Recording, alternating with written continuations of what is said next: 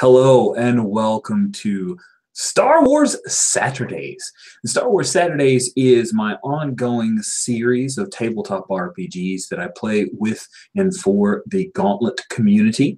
It is set in the original trilogy, or some say the only trilogy of Star Wars movies, around the time frame of A New Hope, within the expanded universe, but leaning towards canon as much as possible. Every month, I choose a different RPG. Often it is powered by the apocalypse, as we will find out today, but not always. And I consider it an anthology. That's hard to say back to back. I'm just going to, in my own defense, it's an anthology series that have loose connections to each other, but each month I kind of consider its own separate story, and then as many through lines as I can continue with the overarching timeline of what's going on in the movie series. I'll do that. Now, at this point, we haven't broken canon, but I'm not afraid to break canon. Hell, I did a podcast called Canon Puncture. I don't care about canon, guys. I just use it as a loose frame, an idea of giving us some kind of structure until we can all glom onto it, because I'm not super great at finite descriptions of things. So if I can point to a movie, I'm lazy. I'll do it. We are currently playing Impulse Drive, which is written by Adrian Toon. It is in active playtest and active development. We're currently on iteration 3.8. We started this series with 3.6. That tells you a little something. And we are playing what I kind of envision as tramp freighters, although in the execution of tramp freighters, I think you guys haven't exactly negotiated a real contract. Sorry. Lowell's expression on that. You tried. You came right. Let's be absolutely clear about that. Through no fault of your own, have we not actually done the negotiation contract and the smuggling? But smuggling coming, I think, this session for sure. So far, the group has purchased, purchased some weapons, delivered them to a group of Twi'leks on Ryloth, who are members of a small resistance against the Imperial encroachment, or basically the Imperial occupation. And then you guys got involved in that fight with the delivery, had to repair your ship the nightfall, and now you finally have finished your repairs. As we see overhead above Ryloth, the wedge shape or the dagger shape of a Venator class Star Destroyer. Now, I say Venator class specifically because that is a Star Destroyer that was originally in use by the Republic during the waning days of the Republic. So it's something that a clone trooper might know a bit about. And that is where you guys were. So you had 20 to 30 Twi'leks of varying ages, most of them young, who were all trying to huddle on board the Nightfall as the captain of your ship was finishing up repairs and telling everyone, drop everything, let's get the heck out of Dodge. Oh, by the way, hell is canon. Like, I heard the word hell used in Solo like 3 times, so we can say get the hell out of here anytime we want. It's totally canon. It's a Star Wars word. I don't know what hell is in this world, in the universe of Star Wars, but there you go. Let's remind ourselves of the wonderful characters that we have, along with a bunch of Twi'leks. I will start with Steve. Steve, please tell us about your character. I'm playing Trey, or Trabaxi, a scoundrel with a dependence on many substances. And he's trying to stay straight, but for whatever reason, whenever he's in a bar, things just go sideways. They do. It's yeah, for whatever reason, it's rarely his fault. Matthias, please tell us about your character. I'm playing Addie Hen, an aged clone and the warhorse of the group, and who seems not to be able to get away from the galactic conflict that seems to follow him around everywhere he goes.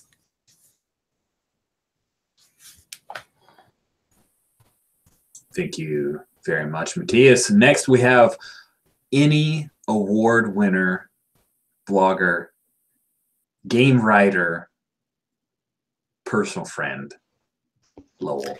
I'll take the last one. So Captain is the captain of this ship.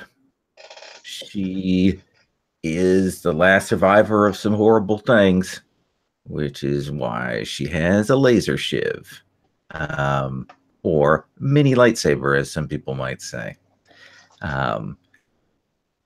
And she is not wanted to get involved with all this stuff. Really did not want to. Really didn't want to get tied up in this, but things happened last time, and she couldn't leave these dumb kids to die here on this planet. So, we're not going to get paid for this at fucking all. So dumb. These Twi'lek resistance.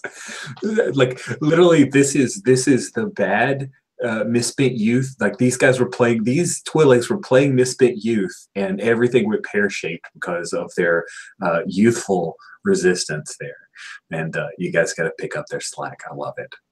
Thank you very much. I have Are these literally from another game? These No. Oh my god. No. I don't want to shoot another PC, but I may have to.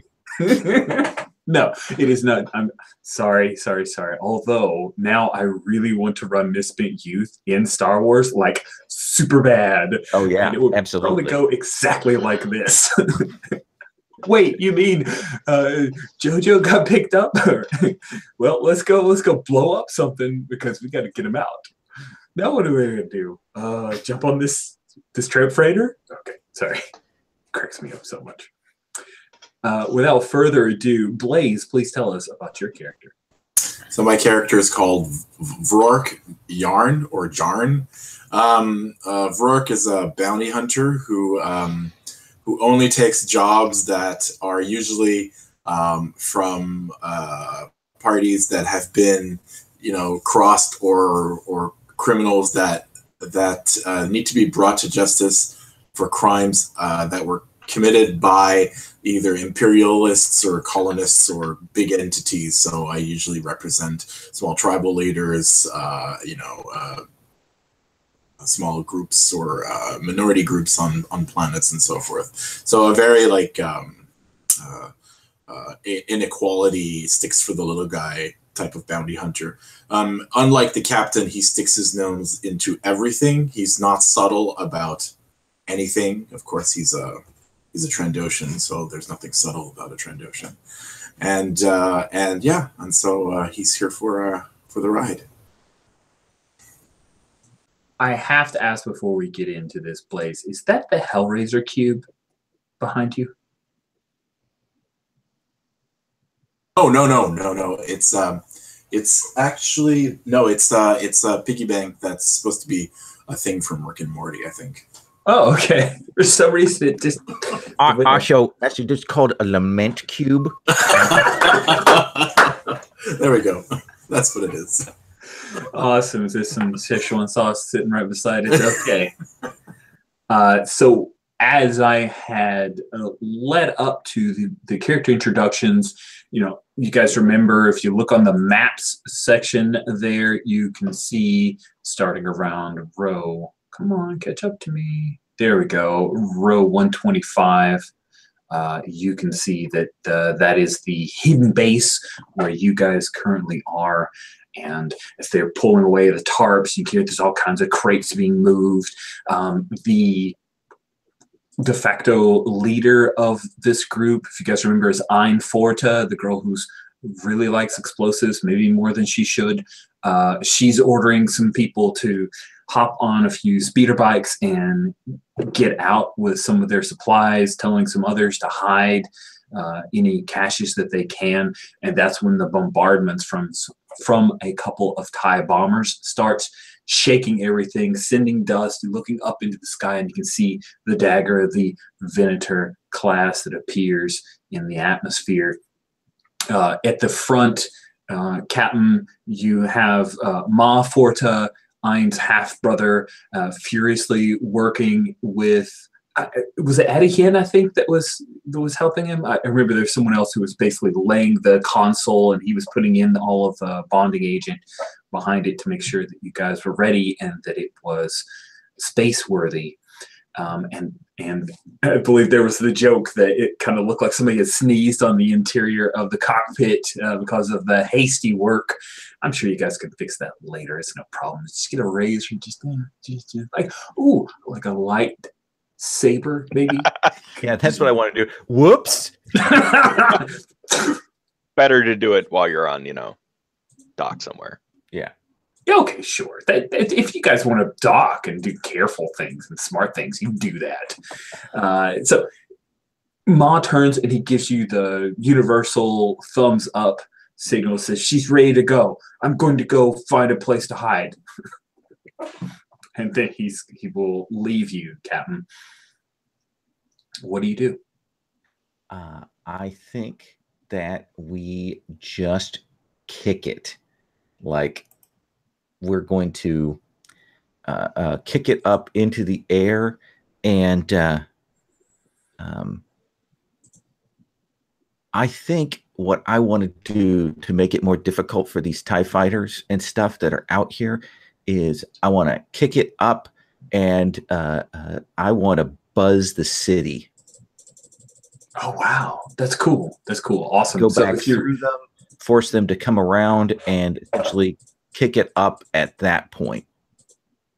That sounds like a really cool maneuver. You're trying to, I would imagine, it sounds like you're trying to act quick here. And sorry, the quote on someone's joke that was very funny.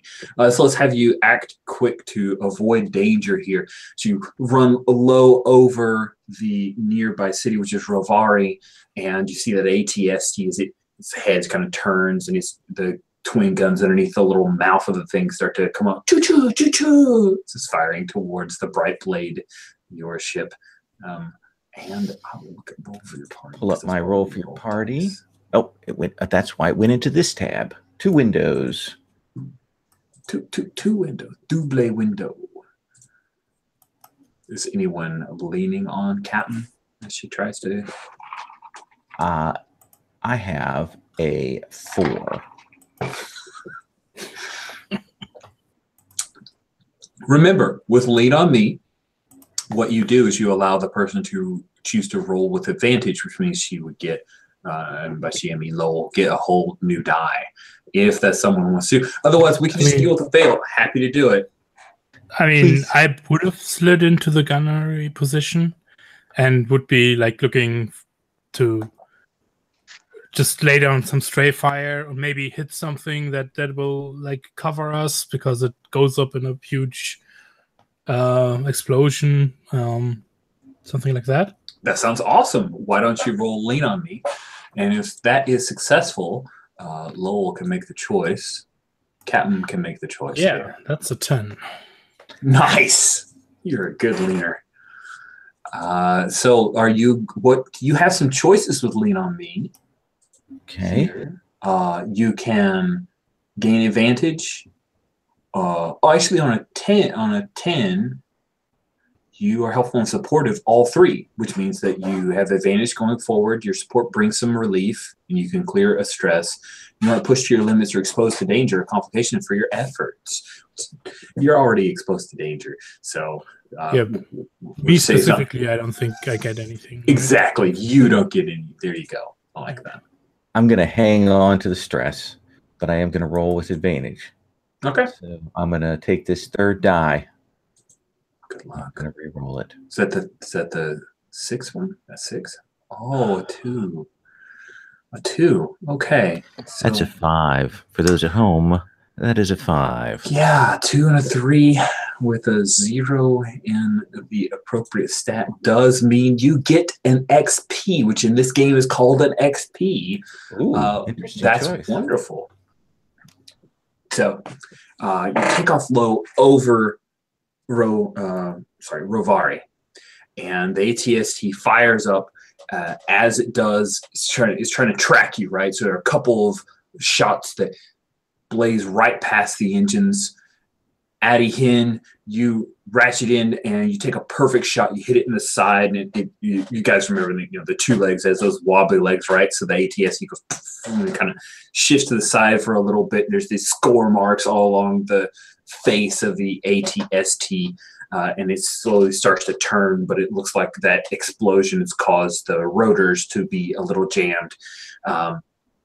Two TIE fighters take in after you. One just skimming along the top of Rovari, and then we go to the viewpoint of one of the TIE fighters as he's pulling the reticle in and starts firing on the bright blade, and bam, the back of the bright blade is hit.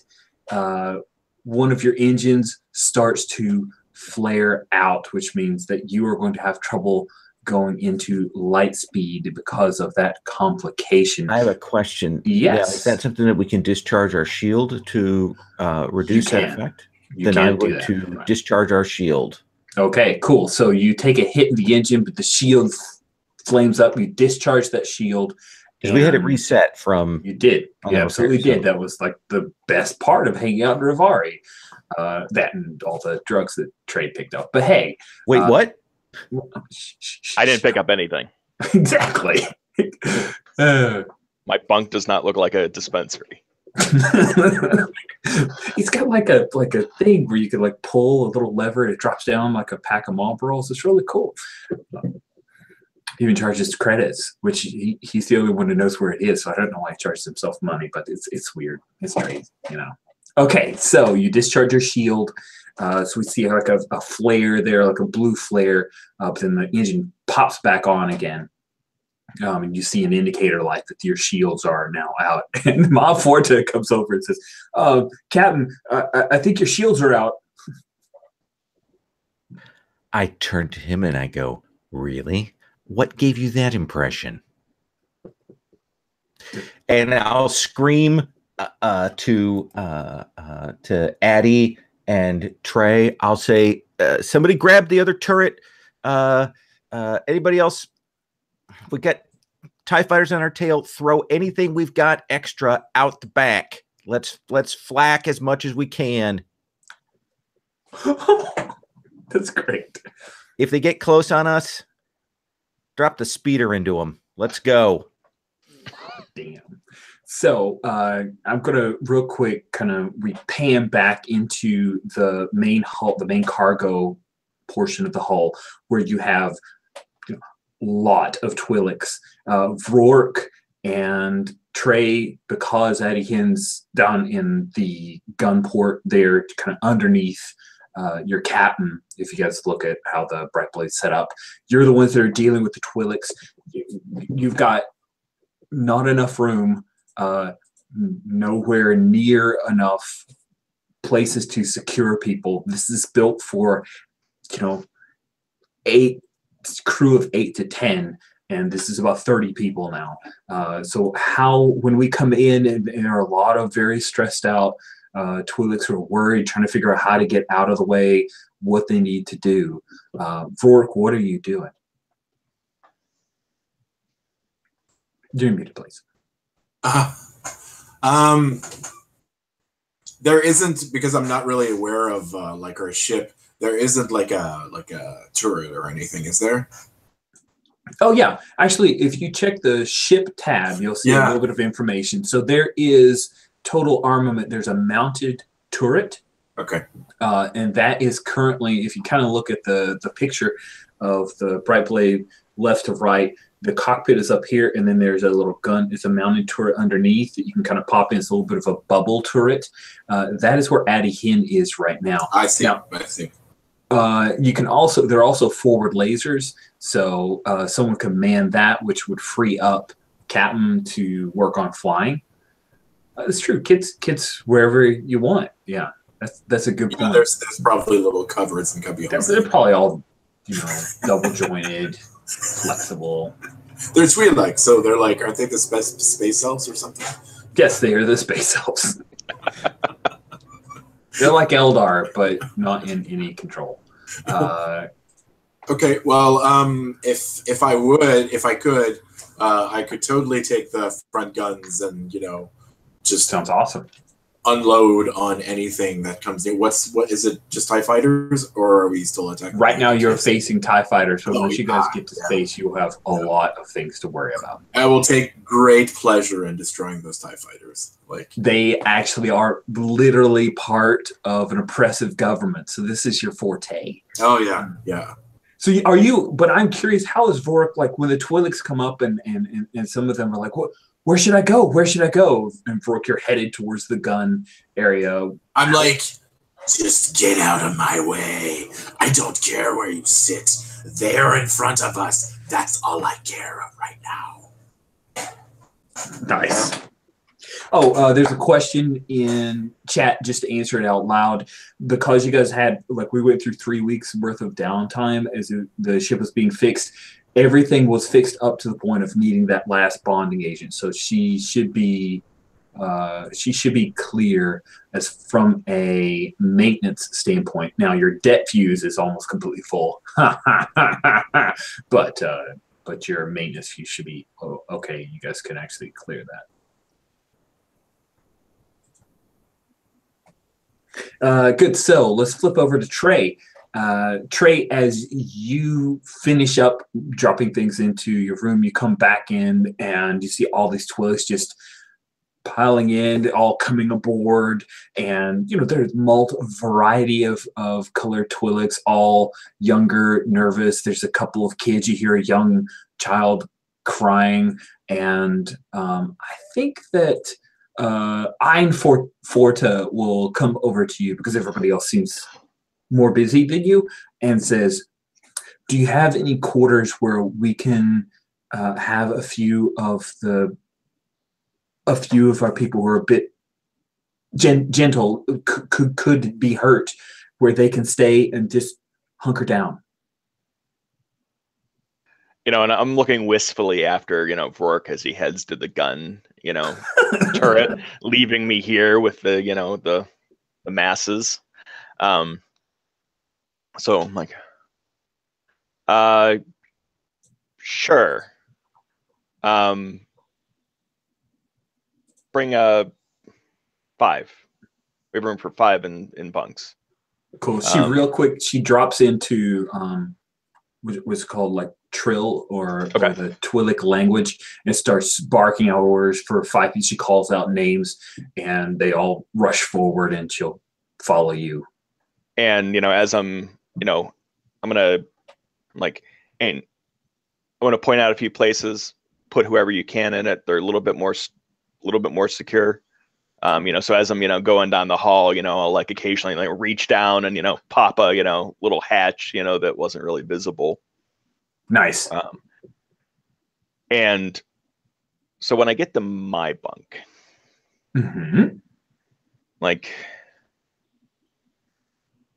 whoever goes in here, anything that can be imbibed, smoked, or taken is probably poison to you. She smiles. Don't worry.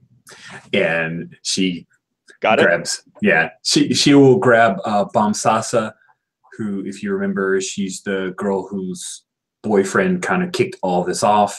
And Bomsasa and Azokuli both head in. She's actually half carrying Azokuli, who looks like, I've got a picture of him in the NPCs. He looks like he was probably a handsome, healthy guy, but he looks weak. Whatever, they did a number on him when he was in the garrison, the LEO, the enforcement office. There appeared to be some burns on one of his leku. The leku are like very sensitive organs for Twi'leks. And mistreatment of that is incredibly painful for them. He winces a bit as he leans on her, and she carries him into your confined space. And so I'm about to move on, and and I see him sort of limping by, and I'm like, here, and I pull out a tactical pad for a med kit for him. Nice. Cool.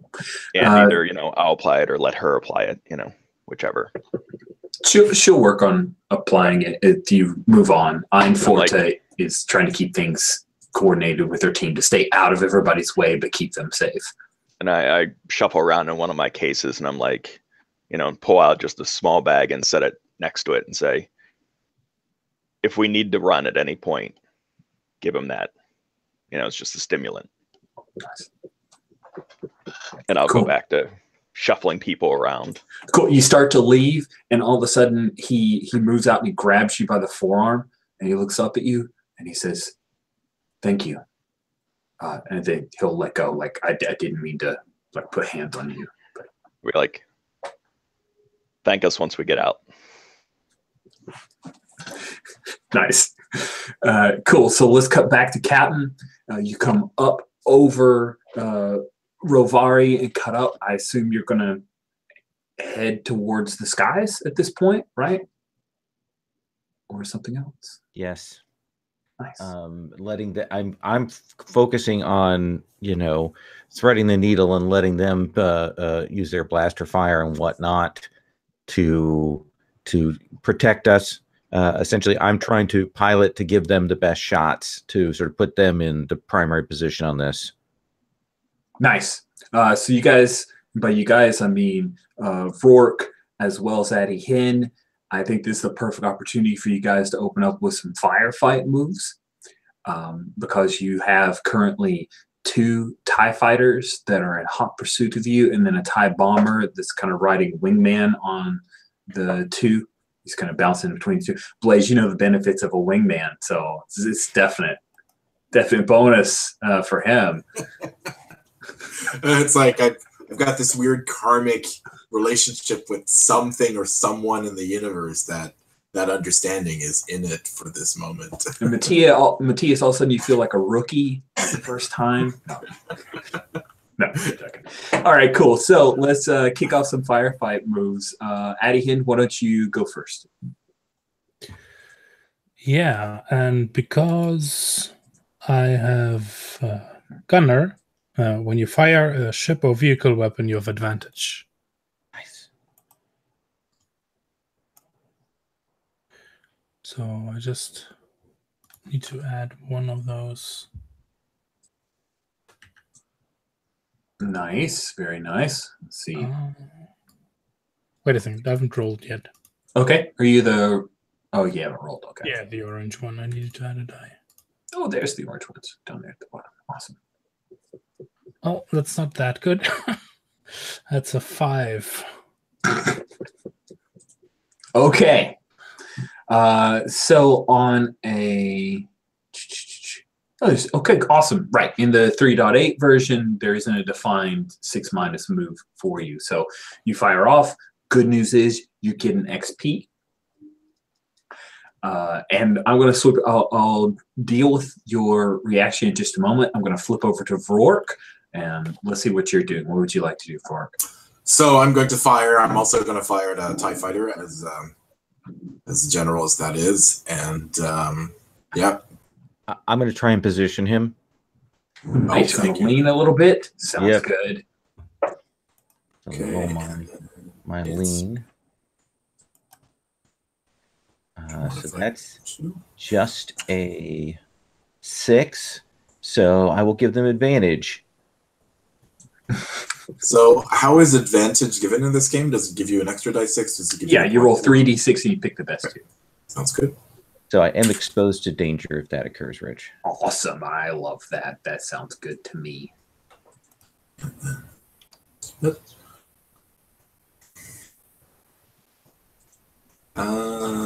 So I get 8. Oh, nice. Very, very good. Glad we did the leaning on to give you that ability. So with an 8, you exchange harm and you choose 1. So we have a miss and an 8 and a miss, correct? Look at all this XP. You guys are going to level up. You might be vented into space. You're all going to be leveled up. It'd be awesome. I think there are moves where you can survive in space with the power of the Force. Could I? I don't know if the weapon has a discharge tag on it.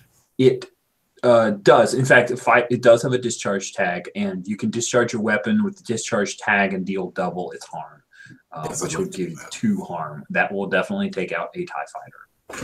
I just wanted to explode and see the wings part. Oh, dude, yes. One of the wings like whips over and it cracks against like a clay water tower on Rovari and spins a bunch of water. It's really expensive water CG effects that we paid for. It's great. Looks good. And some stormtroopers are running away, but we don't hear the Wilhelm scream because they don't use that anymore. Did you guys know that? All right, so yeah, you're up in the clouds. That first TIE fighter is taken out. The second one sights in, and you guys don't have any more shields. So I am going to have this guy, he discharges his weapon, and so he's going to do a total of 2 harm to the ship. You guys... We just got a patch job. I know. What is up with that? It's not fair. So 2 harm to the ship. Let's take a look at her. Where do we mark her? It is your hit. Your ship is taking damage, and you mark a 1 for each of the things. So hits, redundant system, superficial damage, direct hit. So you guys will take superficial. How many redundant systems do we have? Sorry. I should have done another read up on this to make sure. You've already activated your shielding, so you're good. You've used that up. You are now taking damage. So we start with the hits. Don't see redundant systems for this group. Is that correct? Or well, I see a line, but I don't know what that is. A line. Under the hits thing? Yep, under the hits we have gray boxes for the... Oh, hello, Anonymous Shrew. So if you have the module of redundant systems, okay, then you take extra hits. But I do not think that was purchased for this because we got the installed module, so mounted turret and shielding. Okay. Therefore, you're going to take 2 damage, which is click on superficial damage and direct hit. So with a direct hit... I thought we had 2 superficial boxes. Now we only have 1. Huh. Hold on a sec. There's another box before. Just want to be sure. I want to get my value out of this ship before we... This already means any roll using a ship system is at disadvantage. Smuggler. I'm double checking the smuggler's damage. So redundant systems, no.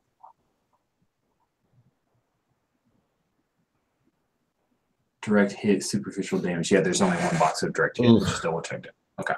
Yikes. So, yeah, direct hit. So you suffer a direct hit. Smoke and sparks pour from flickering consoles. Alarms bleat. The lights flicker, and the deck shudders under your feet. Any roll using a ship system is at disadvantage. So everything starts to flicker. You can see it actually goes down. You have to smack it, Captain, for it to kick back up again.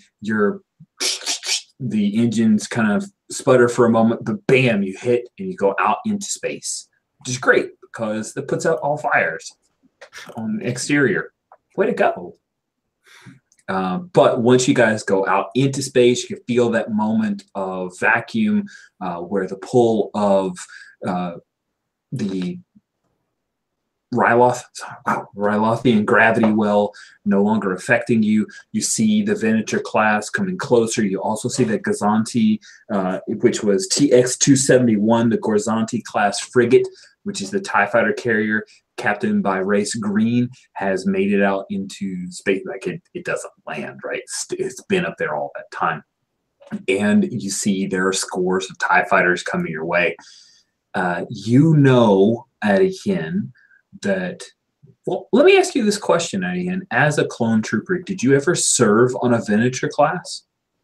Or did you just know it because you're a clone trooper and it was programmed into you? Yeah, we're definitely deployed from them. So yeah, do they count as someone from my culture? They for do. my War Eternal move? Absolutely. Yes. 100%. I'm leaning hard into that for you. Yes. So I know which force they're from and how I can push them to lose their cool. Nice. So along with how to push them to lose their cool, you also know that while they do have tractor beams, they don't have a gravity well generator, so they don't have the capability to keep you from jumping to hyperspace. And because the tractor beams for the Venator class are older tech, sorry, no offense, because it's older tech, if you can keep a mass of TIE fighters near you, they don't have the ability to kind of specifically target it. It kind of goes out in an arc. Like it's a cone. Sorry, I'm thinking back of my D&D spell ranges, guys, so I'm trying to remember that. Is a cone effect. So if you can keep a number of TIE fighters near you, Imperial kind of the procedures of war are that they are not supposed to use the tractor beam. So I'm like, Cap, make sure that we don't lose those ties on us. Okay, I think at this point that's not going to be a problem. Thank you.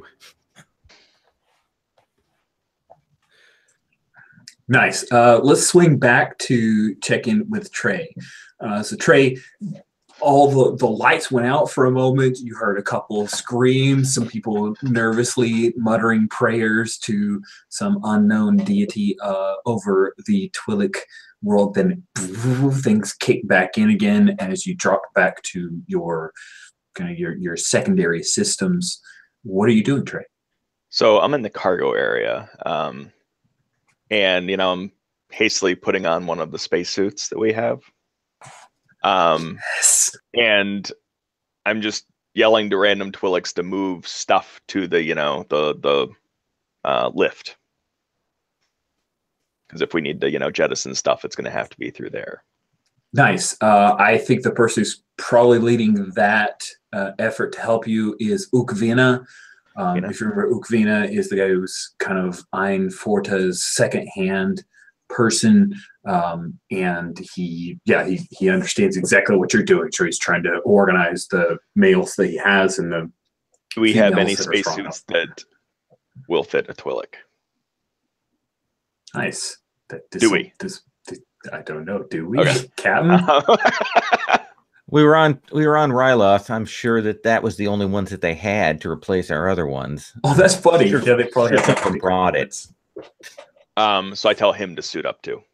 Okay, cool. Yeah, he will quickly start suiting up, and the two of you guys will start working on moving the things to where you can start.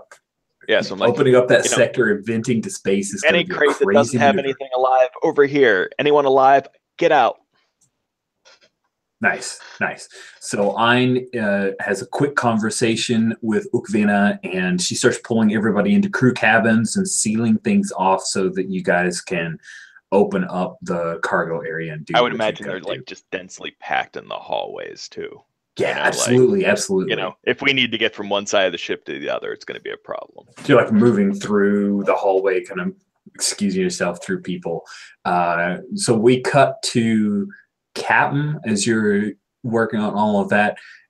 Captain, you're in the cockpit, but you've got the ability to have a second. So I think unless you yell at him, Moff Forta is probably going to like jump in that co-pilot seat and try to help. I say, take us towards the Gazanti.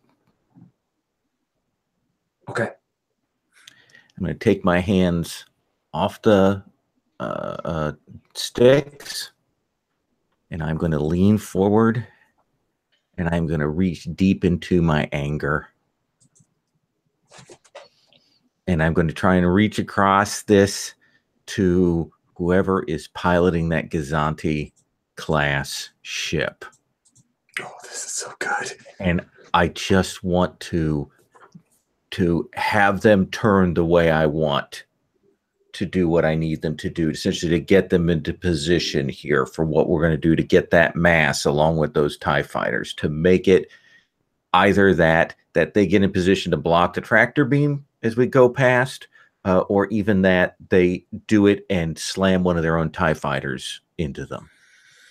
Oh wow! We like cut to the Gazanti, which has a small bridge, right? It's not one of those it's where not a big ship. Yeah, it's not that big of a ship, but it's got a bridge wherever the captain, Race Green, is sitting there, and we have the pilot of the Gazanti class TX-271, and he freezes for a second, right? And he's got his hands on the controls. Let's see you roll with alien. You're using suggestion, right? Yes, I am. Oh, this could be delicious.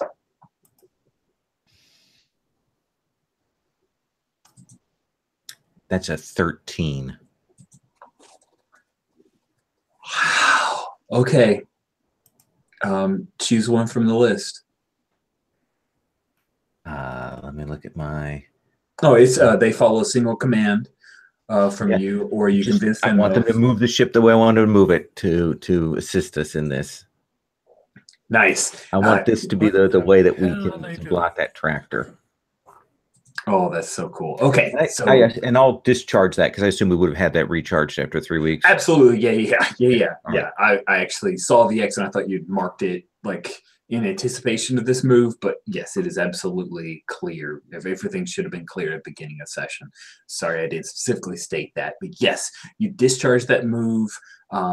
You are incredibly successful. We flash to that fresh-faced cadet who went to the local academy that's actually here within the overall system, graduated with honors, so proud of all of the effort to get here. They actually went to the Arcanus in the Imperial Academy on Arcanus. And then all of a sudden, like, this blood starts to run down their nostril and their hands shaking, and the Gazanti turns and it crashes into one of the X-Wings. TIE fighters. Whoa! Whoops! Whoops! One of the TIE fighters, and actually sweeps across, and there's a small squadron of ARC 170s, which you also would recognize, Eddie Hinn, because that's Republic class stuff that's technically out of official use and being replaced and rolled over by TIE fighters. And yeah, they are causing a big mess, and it looks like it's going to be providing you some cover from the tractor beams. Ma is like trying not to talk, but the moment he sees you come back, he will say something. But before we do that, I'd like to ask you a question, and I'd like to ask that question from the abyss stares back at you, or the stare at the dark side there, because I think this is an excellent opportunity because of what you are doing. I'm not assaulting with the dark side, but the dark side is staring back to you. So I'm going to ask a question from that list. We already know that you hope to kill Darth Vader. That's your dark heart's desire. Do we know what your lowest moment is, Captain? I don't think we've asked that question. I'd like to know.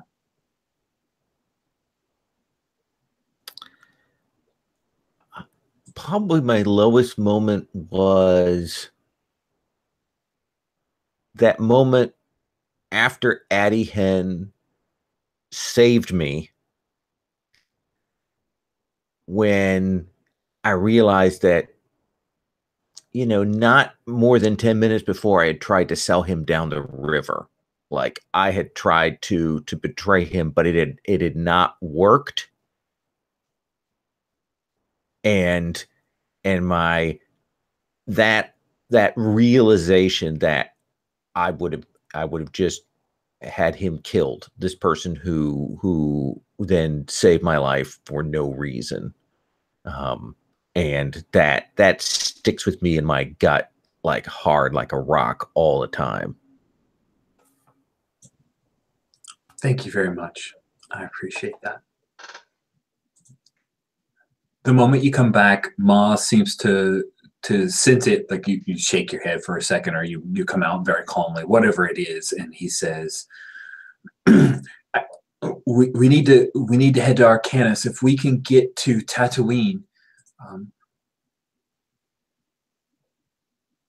I think we can hide there. We can even pay you. As soon as we can make the jump, let's make the jump. Okay. So you need to dial that in. I'd like for you to, if you don't mind, scope it out as you try to dial in the hyperspace coordinates, because that'll give you your best escape route here. And as you're doing that, we're going to cut back to our 2 gunners. We will start with Addie Hen. Addie Hen, you've gotten a bit of cover because you suggested it to Captain. Some reason this Gazanti frigate is giving you guys some cover from the tractor beams, but you're still being pursued by TIE fighters, as well as an ARC 170. And the ARC 170 is actually going to dial in and say, unknown freighter, please stand down. Please stand down. We do not need to destroy you. And you recognize the voice is the voice of a clone. It's because you guys all have the same accent, right? Because you're clones. So what do you do, Adian? Do I even have comm access from Sure, sure, absolutely. Okay. I think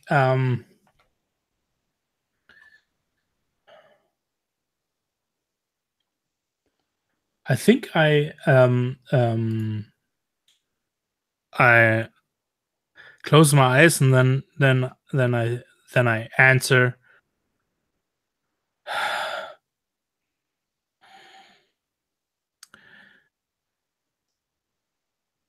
Well, brother, we would, but those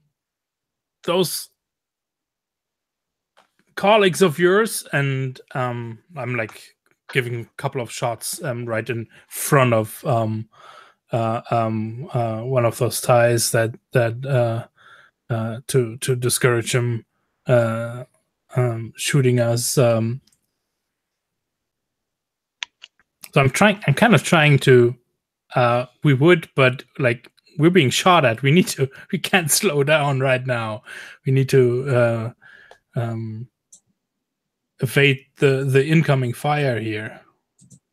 Cool. Okay. That, in a way, you're kind of indirectly asking if you guys, if you can get these guys to stop shooting at me, maybe I'll give up. Is that what you're? Yeah, exactly. Like I'm turning it around.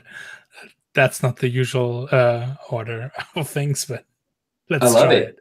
Let's try it. I think you were trying to manipulate one of your brothers. Dropping the brother gave you a little bit of enough leverage to get the die roll in, but you're definitely going to need a 10 plus to really pull it off. Otherwise, he may just break off himself in ARC 170, not wanting. He's in the ARC 170, and that clone trooper may not want to actually fire you out of space and destroy you, but for him to try to get these guys to stop, that's going to take a significant success. Well, that is an 11 plus 0. So, wow. Okay, cool. Nice. So we see a guy who looks a lot like Addie Hen, except he doesn't have a big scar on his forehead, and he, he's got the kind of that metal band thing with the headset that comes down. He's in an ARC 170, so it doesn't, like, his setup in his cockpit looks way different because the ARC 170, I've got a picture of it in the NPCs if you want to see what that looks like. It looks like a proto X-Wing to a degree, except that it doesn't have the S-foils. That is a future development. It looks awesome. He calls off his squadron, and the ties break off. The guys who are all backing him up, and it gives you a moment of daylight. But Rourke, you are also firing on things. Gazanti, while it is steering away, it has basically a battery on the starboard side that will be firing upon you because just because one pilot's moving you out of the way and playing blockade doesn't mean that Captain Ray Screen isn't screaming at his artillery to take you down. What do you do? Did I hear this in the comms? Absolutely. Okay.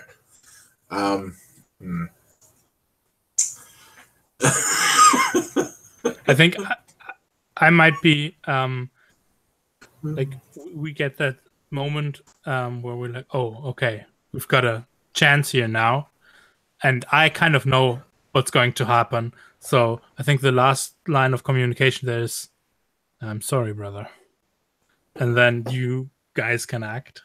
Yeah. I try to destroy the Ark. Like, let's be real. Like, this is so hard. Is there something I can roll to rein in my desire to want to see them burn? That sounds like dark side stuff. So you're trying to fight the urge to take out those ties that are breaking off. They're easy shots. Like at this point, you'd be merciless, right? You attack someone you have at your mercy, and you're trying to resist that. Yes. I think then, absolutely, as you call it, Matthias, I think it makes a lot of sense if we look into the basic moves, and you'll have to be assaulted by the dark side, right? Okay, that sounds totally fair. Awesome. So if you look under action moves, assaulted by the dark side, when you suffer direct exposure to exotic energies or forces, a bizarre and terrifying experience. Roll with alien. Okay. All right. Sounds good. I'm sorry, everyone. Okay. Roll 2d6. I'm pretty sure I have a 0 modifier. Yep. 2d6 and submit. So that's a 6. That is not good. So on a miss, you don't. Yeah, let me just double check. That's correct. So miss, I get to have a move. I will be asking some questions from the dark side. Stares back at you, and you pick off 3 of the TIE fighters from the squadron as they're peeling off. And you get to see that at the end as this entire squadron is broken off under the auspices of the command of their squadron leader. And they got pummeled for it. Now, I will ask you a question, Rourke.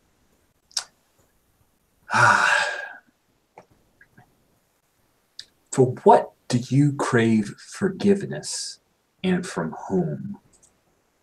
Oh, that's a good question. I think I'm going to go for something classic.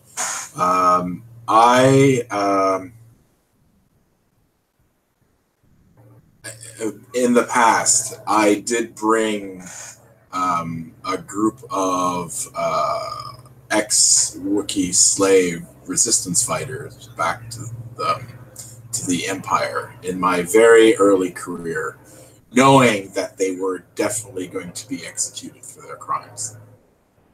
It's like a really dark stain on my soul, and I've been trying to, living a life to try to atone for that. Oh, that's wicked. Okay, nice. Sweet. So let's shift back to Trey. Trey, you and Ugvina are in spacesuits. You've got everything cleared out. You can seal off this area if you want. Or I assume you already have. What is it that you'd like to do right now? I imagine there's got to be like a port where you can look out.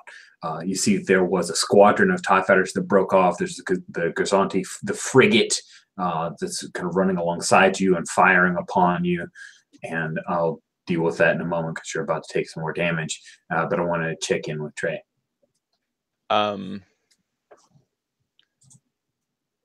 Captain, you still want me to push this stuff out? Just tell me when.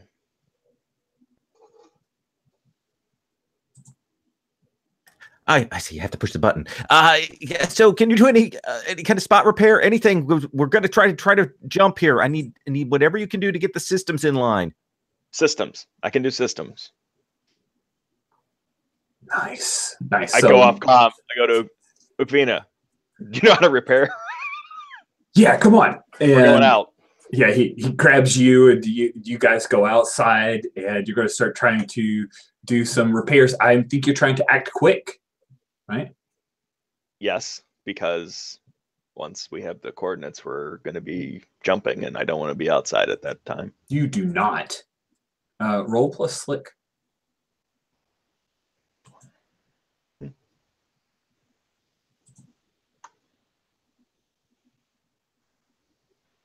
That is a 9. A 9. On a 7 to 9, you do it, but you have to choose one. You're off balance or rushed. You have disadvantage on your next roll. You've left something behind, I'll tell you what, where you're pushed to your limits with the effort and suffer stress. Let's see. I will say I've left something behind. Nice. I will tell you what in just a moment. So you may remove 1 damage. I would assume that you're going to use that against the direct hit. Yes. Cool. So what does it look like when you and Ukvina go out onto basically out into space, holding onto the bright blade as she is darting around Nightfall, trying to avoid attacks? What does it look like when you repair? I think there's, a couple shots of, holding, some sort of, magnetic, clamp as we, move across the ship, and like holding it and like the ship, sort of, throwing us a little bit. And, as for the repairs, I think we have some sort of metal sheeting or something that, we brought with us. And, it's not put on, with any sort of grace at all. It's just, kind of just clamped on however it fits over the hole, with some arc welding, some sort of, welder that works in space. Okay, cool. Yeah, you guys do a little bit of spot welding, and yeah, that was the bonding agent. So you're able to keep there's a point where she was venting into space, and then you're able to patch over some of the wiring on the externals, and some systems come back online. As you're doing that, Ukvina's, he points towards the airlock where you guys have come out, and as he does, there is a fire from the Gazanti batteries, and his tie line is severed, and he goes flying, head over heels back into space. You see him. There's nothing you can do, Trey. What do you do? Like nothing I can do. If you want to basically try to jump out and grab him, you're there too. He is effectively left behind unless you can convince Captain to swing back around, maybe. But nothing you can do as far as catching him right this second. Right. No, he had moved down and was doing the last bit of repair when it happened. Captain, we lost one. Can you pull around a little bit?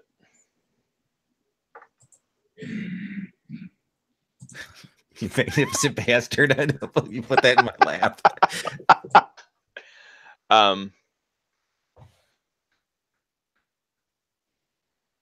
What was Ukvina's skills? He was the second in command. Yeah, he was second in command. He was a soldier. He was security. I don't know how much I would fight for him besides asking. Yeah,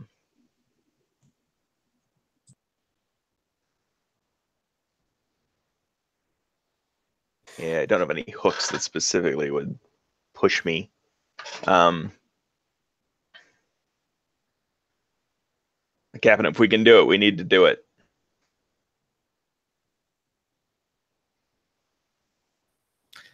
I swing us around. I don't say anything. I swing us around. Okay, cool. I go one shot at this.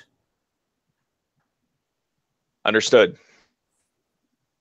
I think you're keeping your cool to turn her around, the nightfall, and come back to give you an opportunity to pick up your lost passenger. Nah, move quick.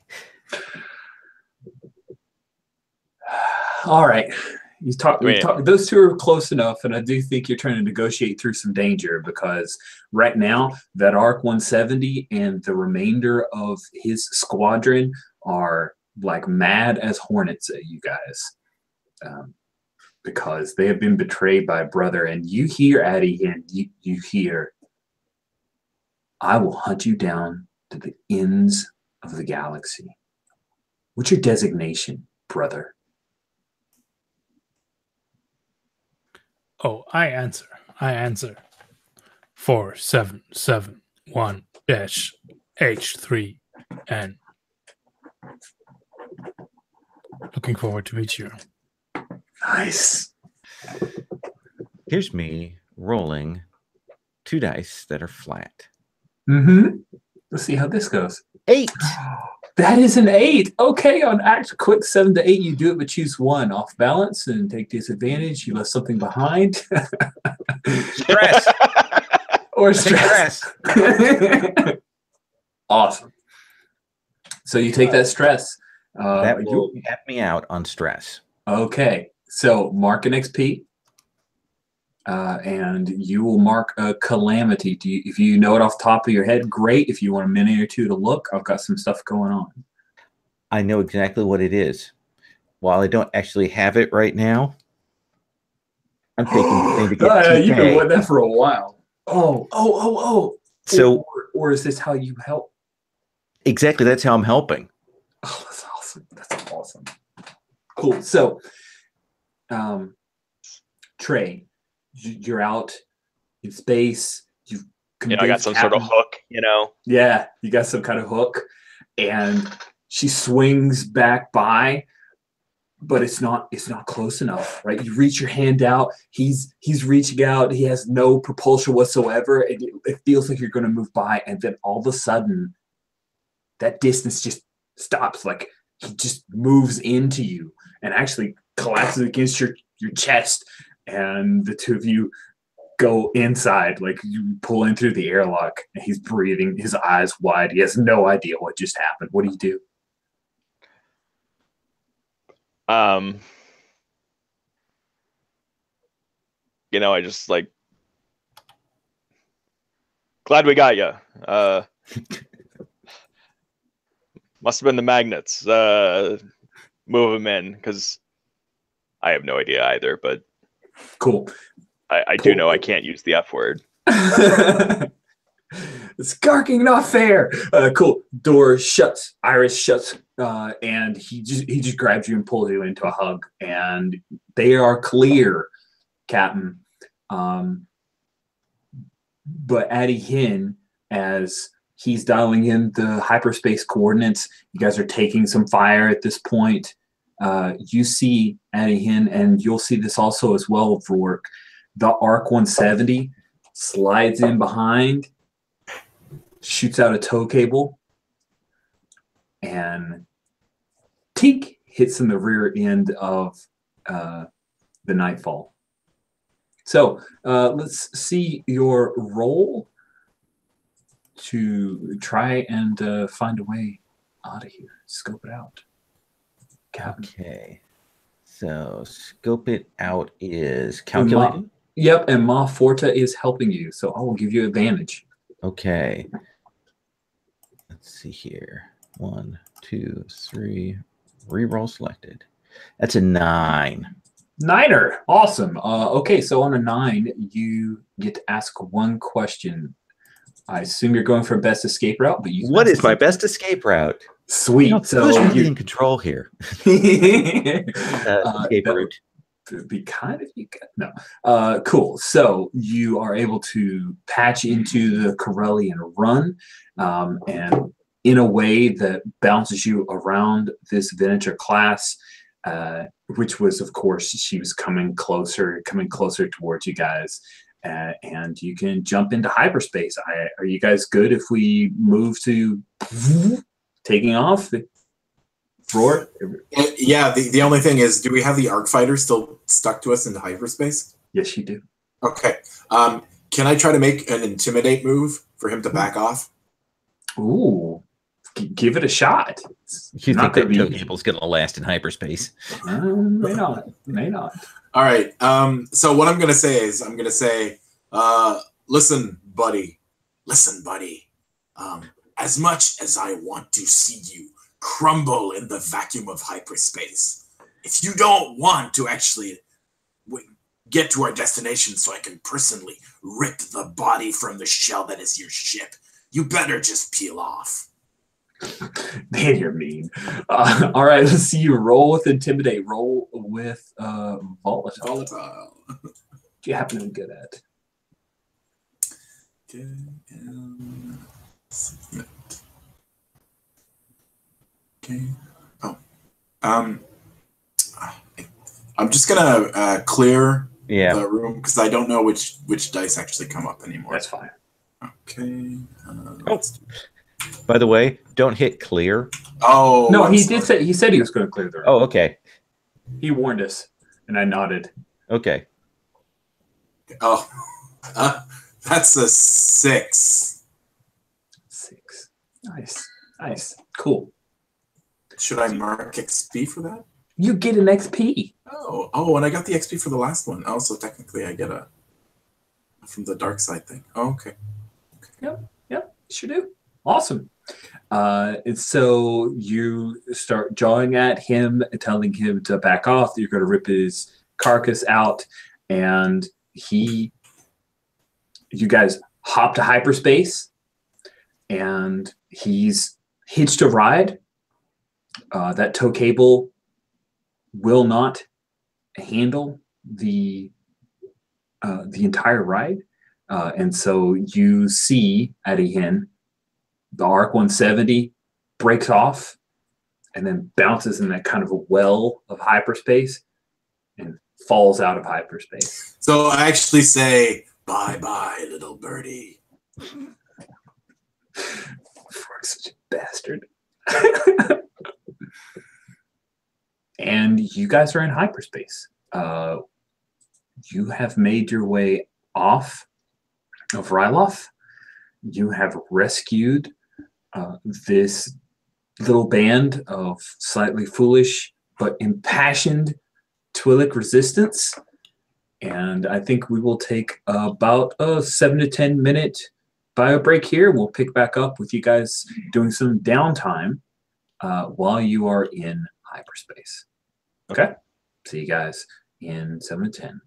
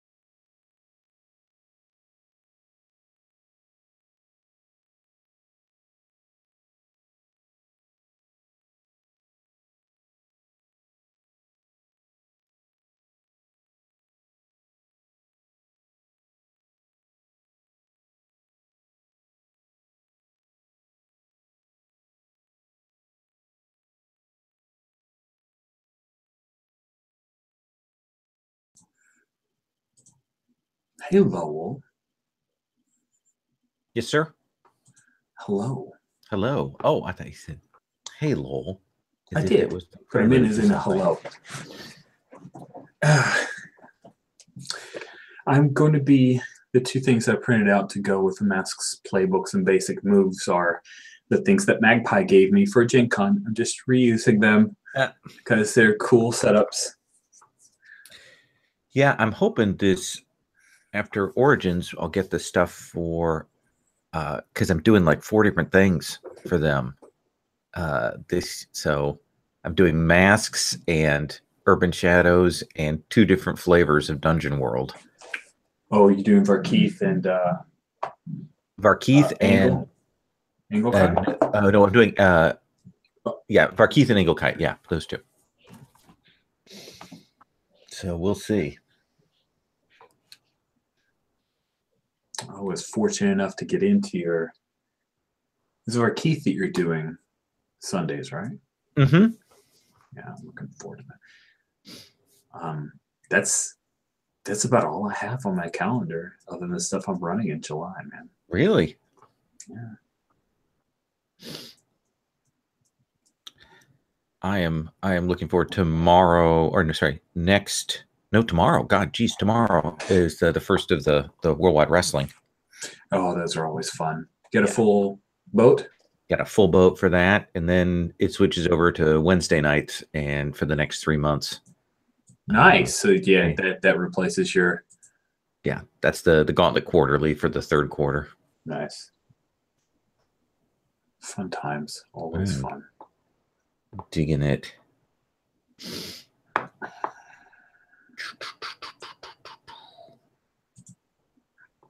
Yep, indeed.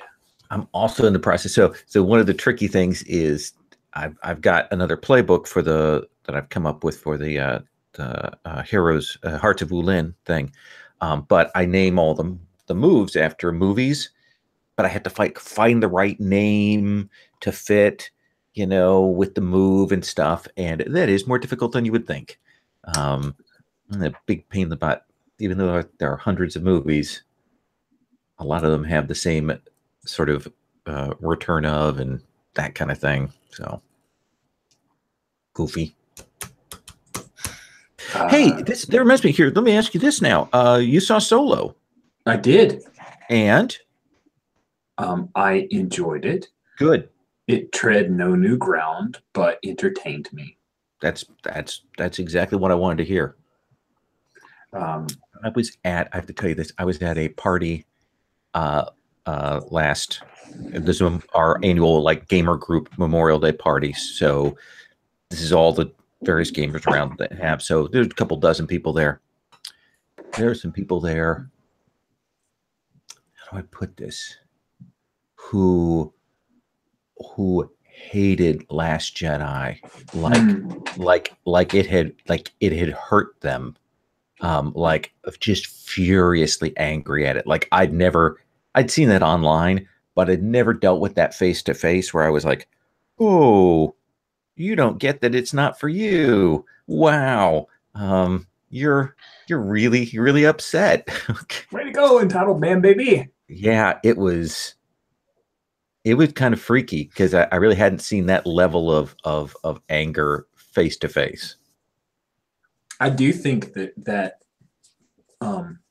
impacted Solo's reception. There are a lot of those folks. I've got a coworker who did that freak out and hasn't gone to see Solo. Oh, the Last Jedi freak out? Yeah. It's too bad. Yeah. People I kind of like, but there also, it doesn't surprise me. Yeah, I think that's what happens when you have multiple generations that like a property. They're it's generational what your attachment is, and it's got a big cultural bubble attached to it. But yeah, my nephews, while I got them to watch the original trilogy before the prequels were a thing, they were very young. The prequels are what is Star Wars to them. Kit Fisto is a character that they absolutely adore. Yep. It's okay. It's a-okay. Yeah, you could say the same thing about Shakespeare. Oh, sorry. You say the same thing about Shakespeare. Yeah, different generations have different attachments to literary works, and so it's as the work. I thought you were going to say like my nephews might be 12th Night guys, but I'm like much more of a much ado kind of dude or something. Yeah, I'll give you another example. Like all the people who got really upset about Wrinkle in Time, like, oh, it's not the book, are older folks who read the book a long time ago, and I'm like, this is an adaptation for the present generation. Yeah, exactly. They liked it. You know, again, not for me. I loved it. I mean, I enjoyed it, but I also appreciated that it's aimed at different people than you know, 40-something old white guys who read the book when they were a kid. My wife read it in 4th grade, again in 5th grade, several times in high school. Hasn't read it since high school. She hasn't seen the movie because she's heard it's not like the book and is a little trepidatious. But one of our summer assignments for our son who's going into 7th grade is he must read Wrinkle in Time. I've never read it. Oh. And so I'm going to read it along with him, and then we'll watch the movie after that. So that's a good idea. Why not? It's like what? It's like 80 pages long. It's like a tiny book. Oh yeah. It's like a reader, I think what they call that. You know, if you got an hour and a half to kill. Yep. Yeah, pretty much. It's like I remember when I actually sat down to read the first book in the Douglas Adams not a trilogy. Guide? I burned through that in an afternoon. That is a quick read, man. Yeah. I just okay. Enough about that. So we are going to explore downtime. Downtime is specifically a rule, or kind of there is a framework for downtime. It is, in case you wanted to look at it, I think it is in the move special. Let me check. Yes, it is under the special moves, move special, and commerce. When your crew spends time relaxing after a contract or cooped up in your ship while traveling between stars, each player describes how they spend their downtime and shows a short scene or vignette related to it. The SM, that's the Space Master, or another player not in the scene may ask you some questions about your downtime. Answer them. You can work on a personal project. You can confront a crew member with a grievance or disagreement, or you can spend time getting closer to a crew member as well. I also have a few downtime scenes that I'd like to insert in between them. So we're going to spend, half an hour-ish or so in downtime before we pick back up with you guys coming out of hyperspace. I'm pouring some Pepsi One. Sorry for the noise. I should have muted myself, but I was in mid-talk and really wanted some Pepsi One. Pepsi One, not as good as Diet Pepsi, but, I needed a 12-pack of both of them at the same time just to make sure. And I burned through the Diet Pepsi, and now I'm left with Pepsi One. Does anyone have a downtime that they'd like to call out first? I think that for a captain, that there are a lot of people on this ship, and she doesn't want to be around people because she's trying to figure out what just happened, both with her mind controlling someone and also using that TK thing. So I think she is literally, as much as she can, kind of shutting the door to that pilot's compartment and sitting in there meditating badly. Like no one showed her how to really meditate beyond like, here's the kid's guide to meditation. So it's like all of the here's first position. Oh yeah, right. And like they tell you to think of a Ponfar fruit. Like right, exactly. So that's on a Ponfar fruit. That's all I meditate on is I've got this fruit that over the years is like hyper realistic in my mind, because that's the only way I know how to meditate is from when I was taught that as a youngling. Nice. And when you envision the Ponfar fruit this time, and it kind of gently rotates in your mind's eye, there's a side of it where you can see that a rot has started. So, yeah, bruising. Yeah. So for the downtime rules, you can work on a personal project, confront a crew member, or spend time getting closer to a crew member. It sounds like you're not choosing to do any of those three. Is that correct? Yeah, I think what it actually is it's sort of equivalent to the personal project is me also exploring that TK, you know, since I'm Okay. I have the TK now, and then I can eventually, when I get in advance, take the TK master if I want. I'm also doing that, like lifting little things and like little things, because now I'm not angry and they're dropping down, and maybe that's actually not a great thing. And I'm realizing that being angry was making that more powerful. Not a great thing to learn. No. Well, you know, hey, self-taught.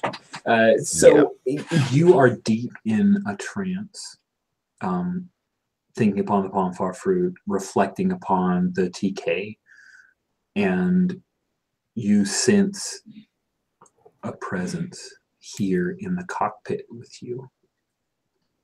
Your eyes are closed because you have the hyperspace coordinates dialed in. What do you do? Yes. What are you doing? You hear a small voice, audible voice, call from beside you. I'm meditating. About a fruit? And when you look over to the co-pilot seat, you see a small 8, 9-year-old, you know the ages of Twi'leks, girl. She's wearing a dress that is a little loose fitting, like it's a little big on her. Very thin, bright, curious eyes.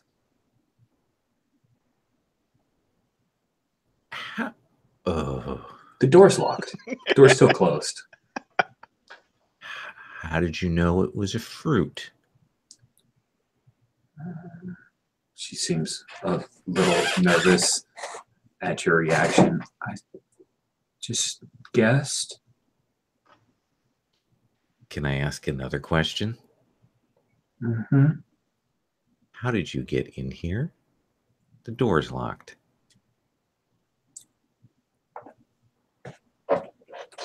Points up at the very small vent.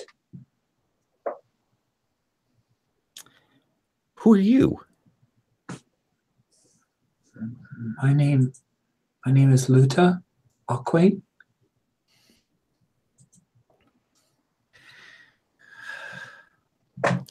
Luda, I'm gonna ask you to do something.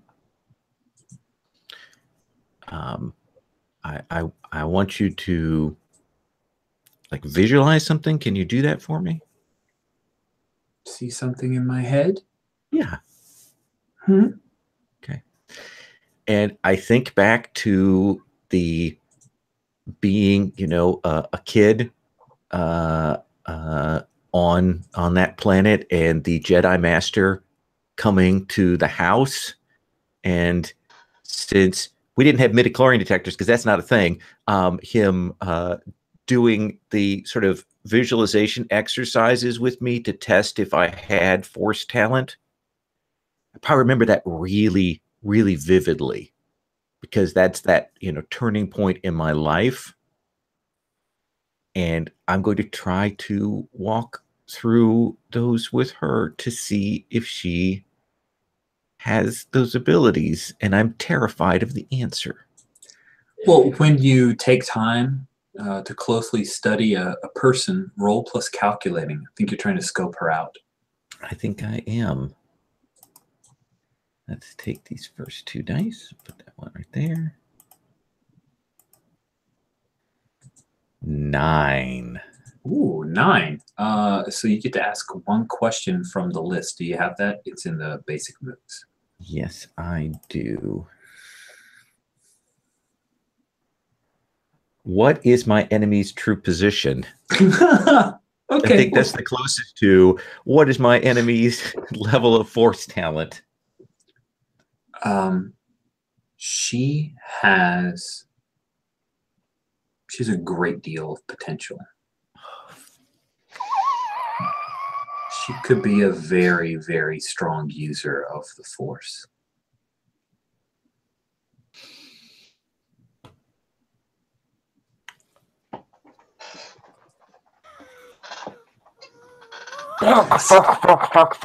Fuck.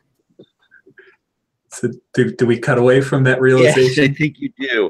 All like right. legit upset. The captain is legit upset.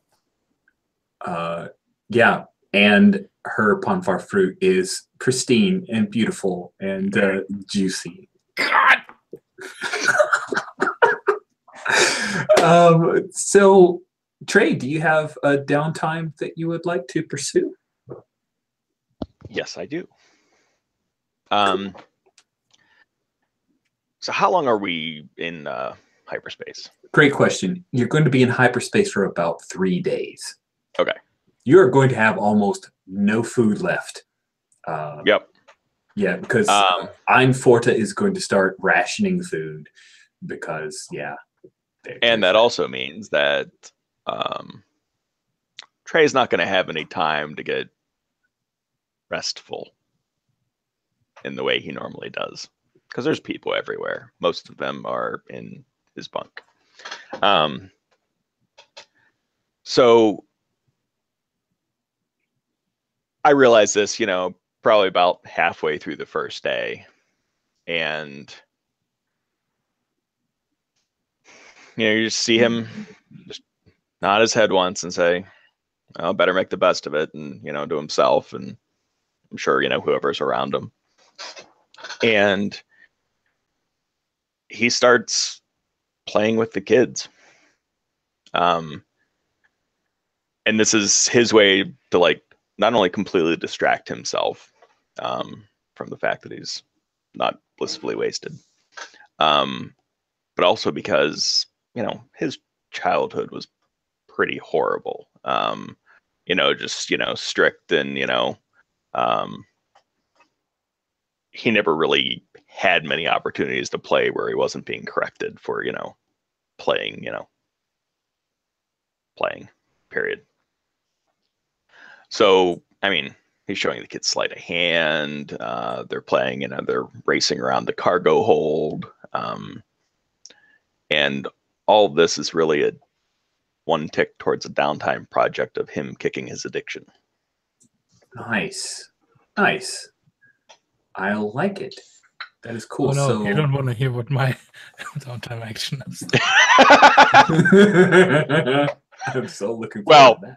And honestly, the reason I'm not really approaching Addie or Rourke is I sense a growing tension between them, and I just don't want to be involved when the two combat monsters butt heads. Yeah. Well, let's talk about that as a personal project, kicking the habits. When you decide to devote your free time to a personal project within the scope of your expertise, solving a mystery, creating, modifying a device, negotiating a chord, learning a new skill, like not being high all the time. Yeah. Then I think I'd like, because of where we're at, we'll call it a 3-tick scene clock. Or we could pretend that it was maybe a season clock that we're a few ticks in. Is everybody okay? Who just had an alarm? Okay, you may need to leave. I'm good. Good. Okay. Just I heard an alarm, and I was actually reading a sheet, so I didn't know where it came from. And it doesn't have to be anything that gets solved in this. It's just that's seemed most appropriate in terms of. I like it. I like it. So let's say that it's a 3-tick clock, but you fill in a tick into that 3-tick clock, make a couple more significant actions towards it, or have a momentous scene, then we can tick some more. Cool.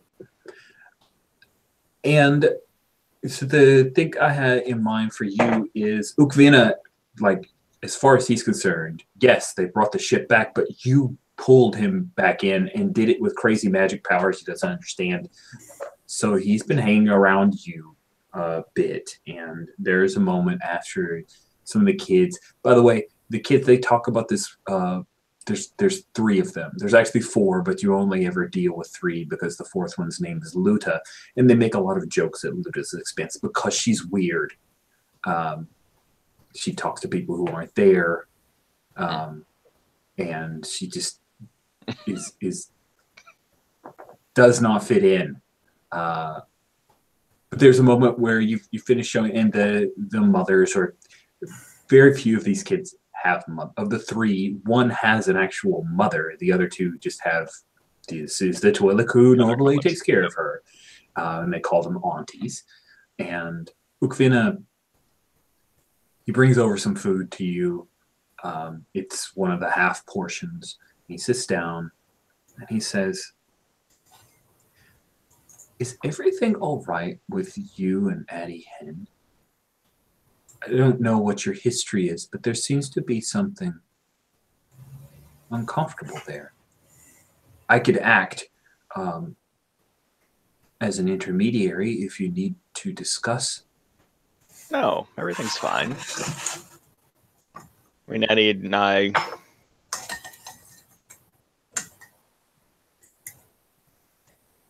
get along well.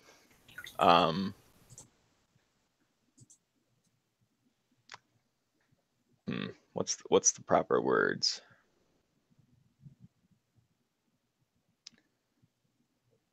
The tension we have is okay. There's nothing you need to do to diffuse it. It's something Addie needs to deal with.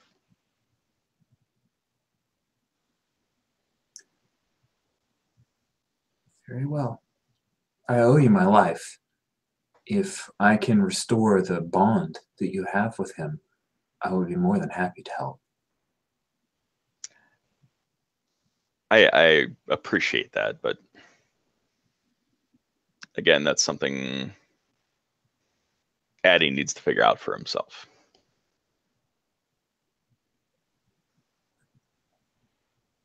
You pat your shoulder, a little camaraderie there.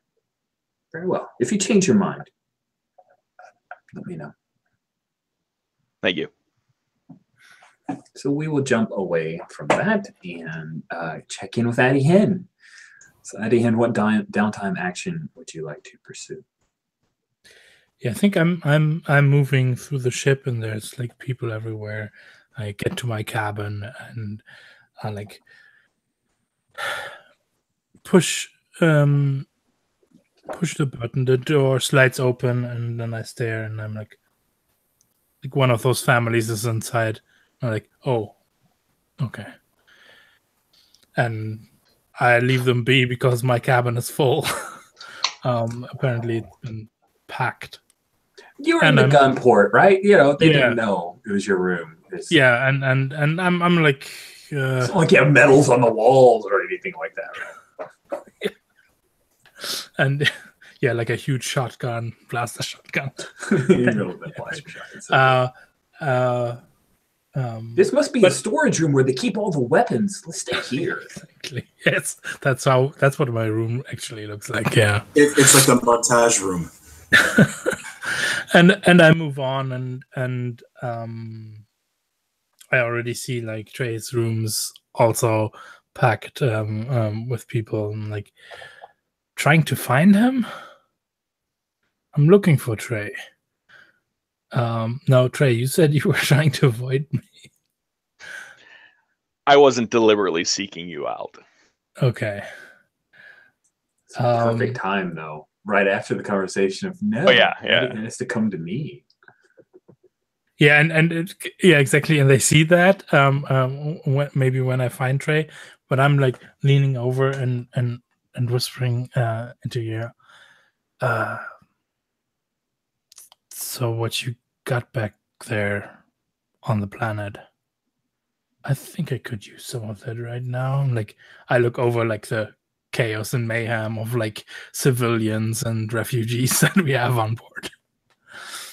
Like, let's say this is in the galley, and you know you guys have an auto cook, but a couple of the Twi'lek, a male and a female, are working at trying to divide up the portions. And this is very inefficient. See, we can. Yeah. You know, we can make this last longer if we mix in some of these liquids. And that conversation is going on as the two of you are there, and Ukvin is giving you a minute to talk.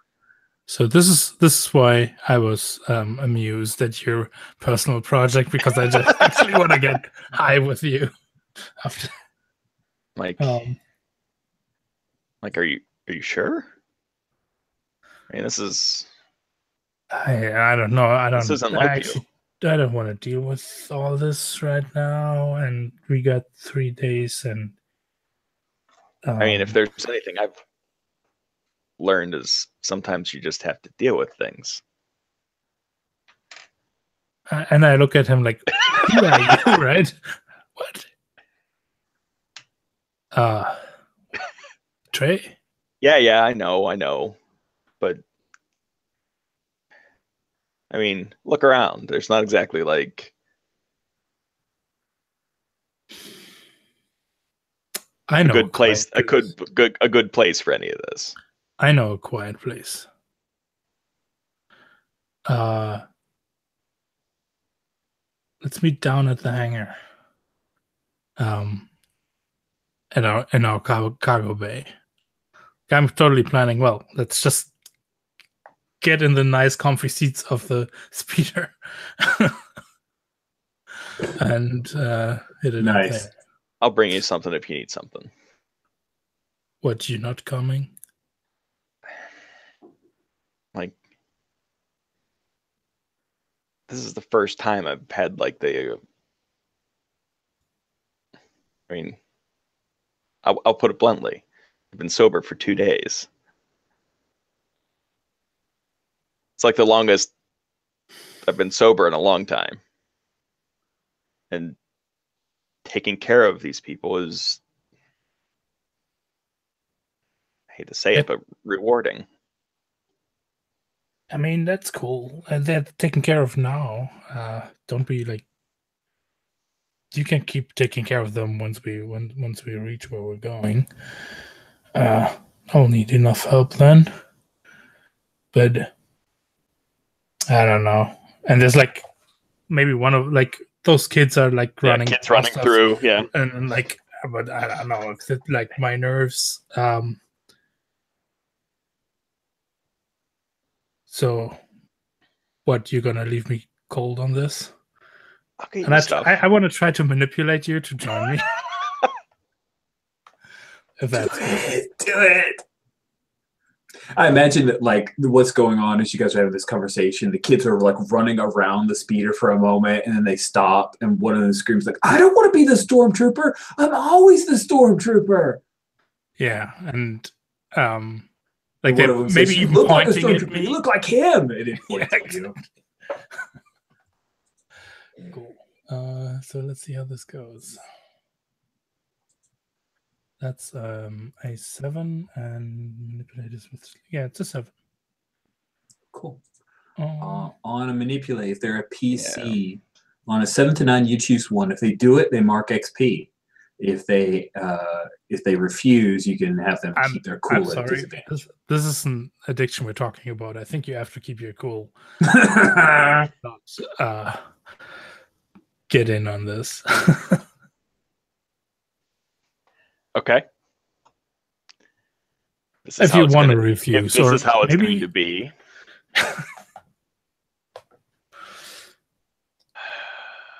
Three. There could be someone you could lean on here too, though, right? That might be a thing. Yeah, but right, but the people I'm leaning on. I'm just saying, if like another player wants to get involved in this scene and catch this or something. Yes, anyone who wants to come by can partake in this scene. I think that the cabin is otherwise occupied, but Rourke could possibly. Yeah, I don't know if. Let's see. So what do I need to do? I need to keep my cool, which is stalwart, which is 0. Straight 3 disadvantage. Nice. I still roll an 8, which is pretty good. Disadvantage? Dang, that's pretty great, man. Way to go. It is pretty good. On 7 to 9, you have disadvantage, you suffer stress, or you give up something, leave something behind, or take something with you. I'm definitely going to say that Very cool. Choose one. Are you reading from? Maybe the move has changed from what I have as a PDF. Yeah. Actually, the move should be okay in the basic moves tab. I see it. I am definitely going to suffer a stress for this. Perfect. Because exercising willpower is not something I frequently do.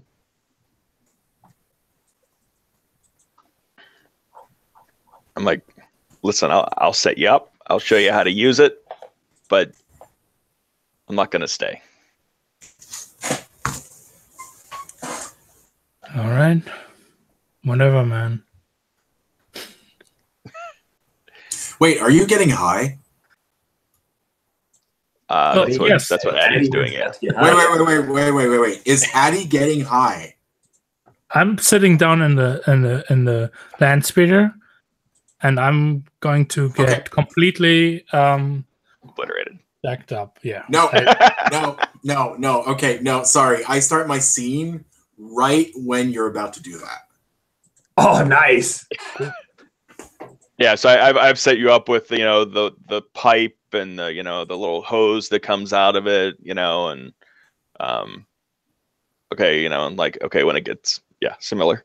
I'm like, when it starts to kind of have this off smell, you gotta dial this back a little bit, and and I'm like, just make sure none of the kids get a hold of this stuff, and I close the cargo door.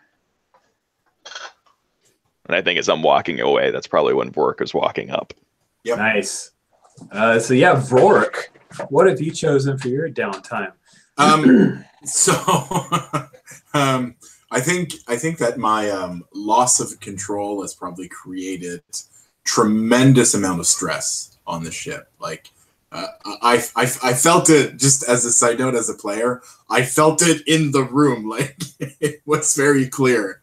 And naturally, as a player, I'm a giant empath, and so it's like this was very visible, and I want to apologize for that. But anyways, so I'm like, my character is deeply aware that yet again he has done something that has probably like left all of his teammates down because he couldn't just shut that little doorway, or take his nose out of seeing like or playing what was going to happen. So I'm going to take responsibilities for my actions, and I'm searching the ship to find Addie, and like I'm turning the ship upside down to find him. Again, there's no subtlety in anything. I mean, I do. I'm not hidden, right? Okay, so I go through Yeah, all but the you may rooms. not have looked at the land speed right away. So you go through, you turn over a couple of the rooms on the main deck, then you end up going down to the bottom level, and that's where you find Addie Hen. Kind of We just see you go to his cabin and open it, and there's the same family again, and they're just like pointing that direction, following you the same path. That's perfect. So like I open the cargo door, and I see that, like, do I see the drug setup or something? Yeah, I mean, he's got like a weird kind of space bong type deal. And as you do that, just like insert just a little thing, the three kids, like they make their way to because there are a couple of elevators, you check the thing, right? So you come through the elevator, the door rotates, it's a round elevator, the door rotates open, and one of the kids comes running in, and another one does, and he does this like Wookiee yell. And then the kid that was forced to be a stormtrooper comes in after them, and that's when I just want to throw a wiki thing in just to mean. So yeah. Ugh. Gives shivers down my spine. So as I open the door, I'm prepared to say one thing. Like it's like on my face is like conceding that I did something wrong, but as soon as I see the drug kit, I get angry. I've got like my boots up on the passenger door while leaning back, right? Yep. Yeah. And I look at you and I'm like, what are you doing? Why is this there? None of this makes sense. You're better than this. You're trying to be better than them. Like, you're not a brother. You keep calling him your brother. I'm like completely taken aback. having him standing over me and being all judgy right now. Like, but I just a little peace and quiet. I think that's all I'm asking for. A little peace and quiet for the clone here. So I sit down next to the other speeder. I'm like, listen, I know what I did was wrong. And like, it's not you. This is purely me. But I want you to know that like, you're more than just a clone. You're a person, just like me, just like everyone else. And I want you to remember that you as an individual don't need any of these things or these labels to live. And then I get up and I'm like, I walk away. And as I leave the door, I'm like, Vrock, you're saying, man, you're using clone as if it's a derogatory thing in of itself. And I just stare like after you. Wow, yeah. Can I make a roll? I don't know. Fuck it. No, I'm just gonna make. What are you trying to do? So I want to like realize. I'd like for my character to realize that yet again, in the process of trying to solve something, he creates another problem. I think you can realize that. Okay, good. So I make the realization that I have been using this word like others have been using this word, and so I turn around and like in my face you can see the realization that, because I have no poker face, you can see the realization that I am just as worse as anyone else, and like I look at him and I'm sorry. I didn't understand that word until now. I understand what you feel, and I love this. Yeah, I love this because Addie's like eyes are almost like glazing over already from the fact taking, right? Yeah, I love that scene. I also had something in mind here. Because I actually like we maybe see Addie's hand reach down and there's like a little display where you just touch it and like the green bars fill up. Like I'm turning the thing up to 11, right? Okay. Because I think that's what Addie is doing here. Is I kind of want to stare at the dark side because I have questions. I was totally getting that. I was about to ask the question, so that's perfect. Yes. You 100% can participate in use for stare at the dark side. I think those two were pretty linked, and we'll find out more during Hot Cartel.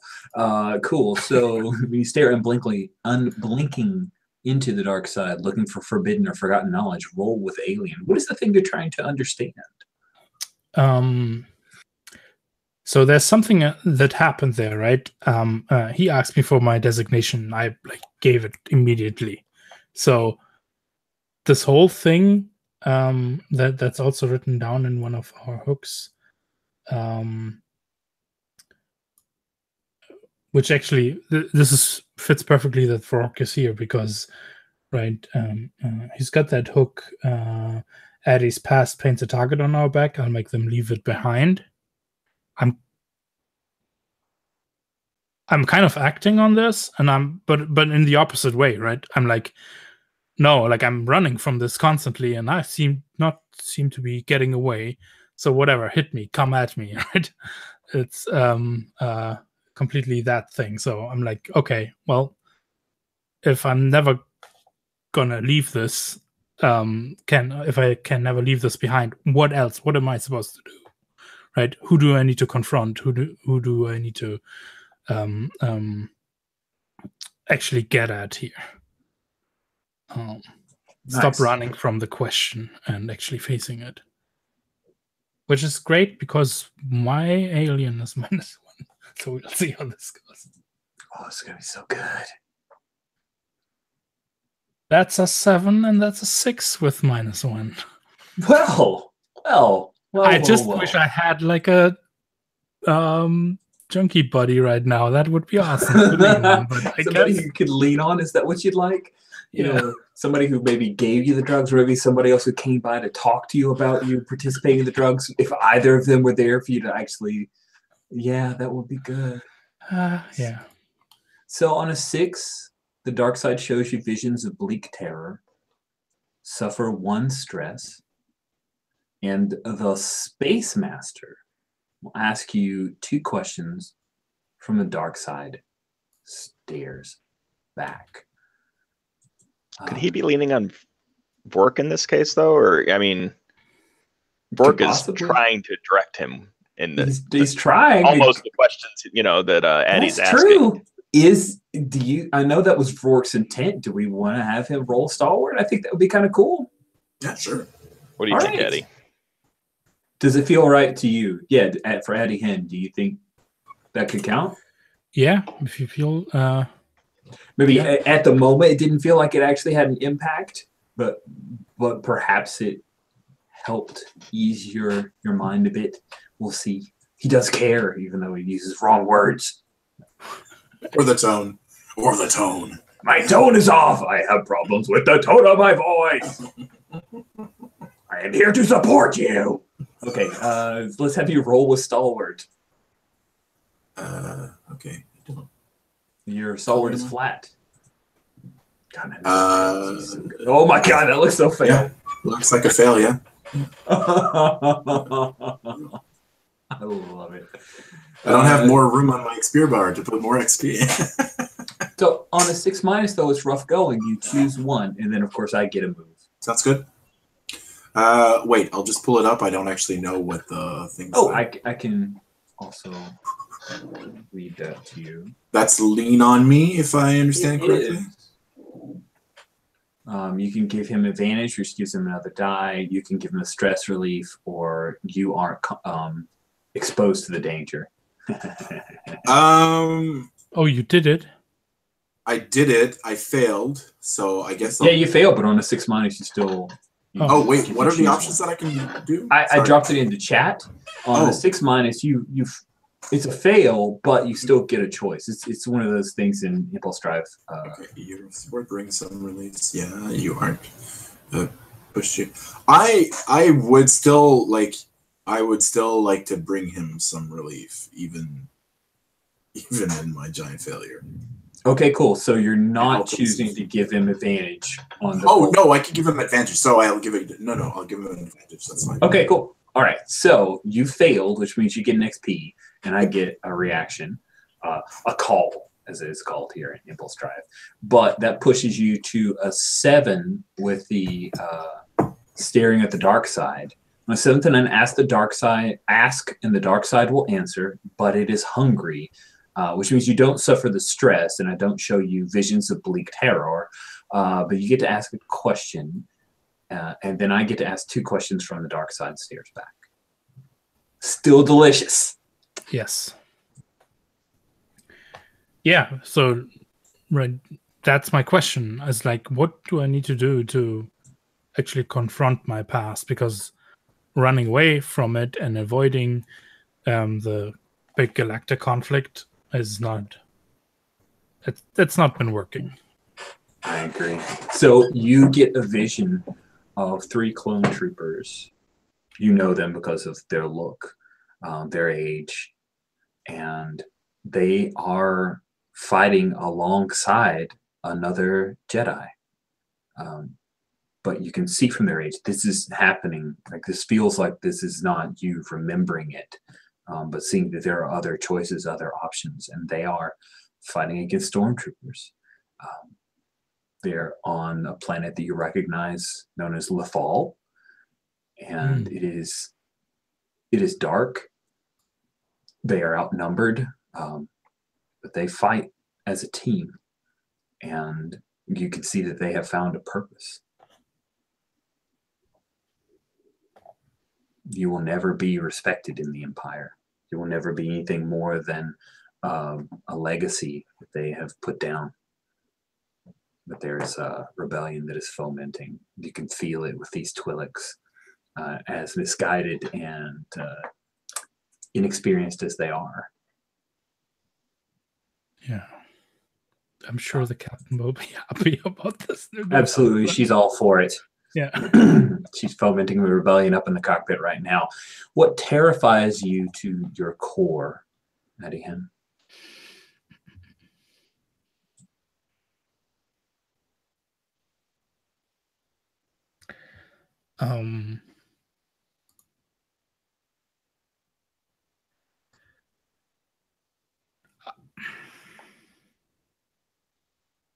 So I know that I was compelled to carry out Order 66. It was acting on instincts that were programmed into me.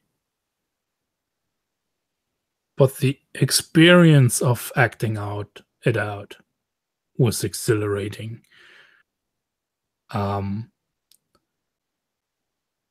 I think the realization of what I did there only came after that high, immediately afterwards.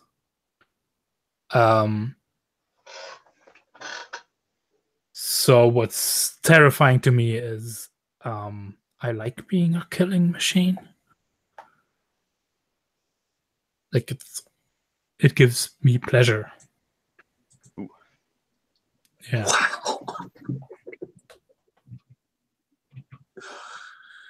Wow. In what way is your mind and soul vulnerable? I mean, you've carved out that chip, so nobody can make you do that again.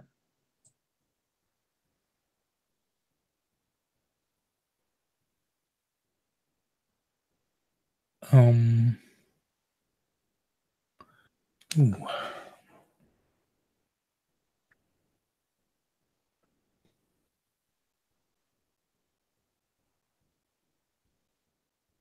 I mean, yeah, I think I would do anything to have a place to belong to again.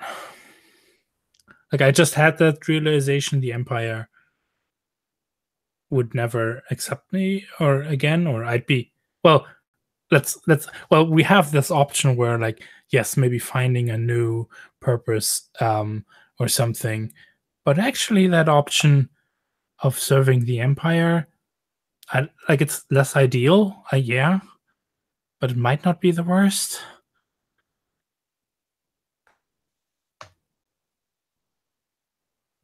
Yeah. Okay. That sounds good. I love that. Rourke, you have this confrontation. You say what you feel. You realize that it's perhaps not phrased in the best method to get what you'd like, and then you leave Adihan. Catch up with you at a time later, and you're doing some checks on the console. You're checking the comms because a lot of the systems went down, brought back up, patched, and the like. And as you're checking, doing a sweep over the comms system, you find that there is a signal going out of the Nightfall.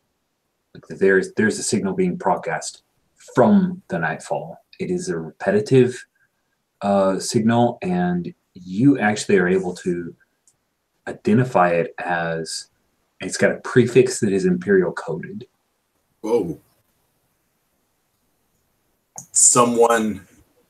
We've got a traitor on the ship. It appears that you have a traitor on the ship. So we'll cut away from you to Captain. So you've had some time with Luda, the young Twi'lek girl. And I'll just kind of walking through her with those exercises. I'll probably kind of lose track of time on that until something else interferes. Oh, I still have that candy too. Nice. I imagine that Luda is sitting in the co-pilot's chair and her feet are dangling over the deck, right? She's not big enough to sit there and her feet hit the ground. And she's gone through all of the tests and thinks they're really interesting. She says, I like talking to you. Who takes care of you? I do.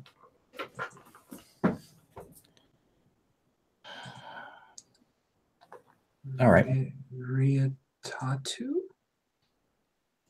Okay. Well, you can stay here with me if you want. You want to see how the hyperspace thing works? You want to see how that looks? She nods. I'll start showing her that. Why are you called Riatatu 13? Why 13? Because A, got to be careful about doing that. Let me just tell you that. See, nobody here knows my name.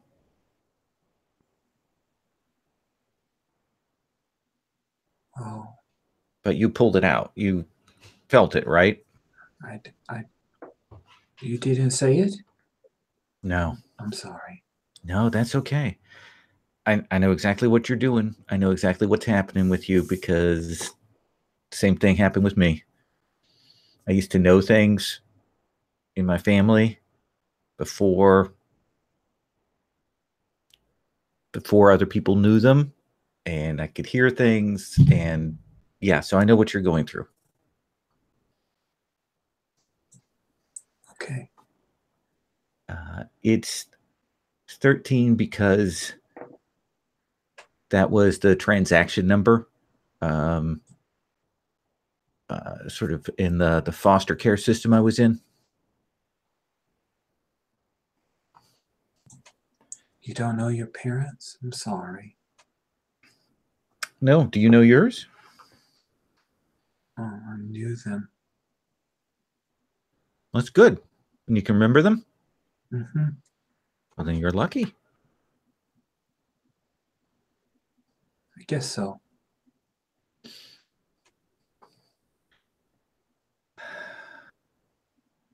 I'm going to show you how to help yourself a little bit with what you can do, because I can too. And I know, I'm betting that you're not having an easy time of it because you're kind of different from everybody else. Everyone calls me weird and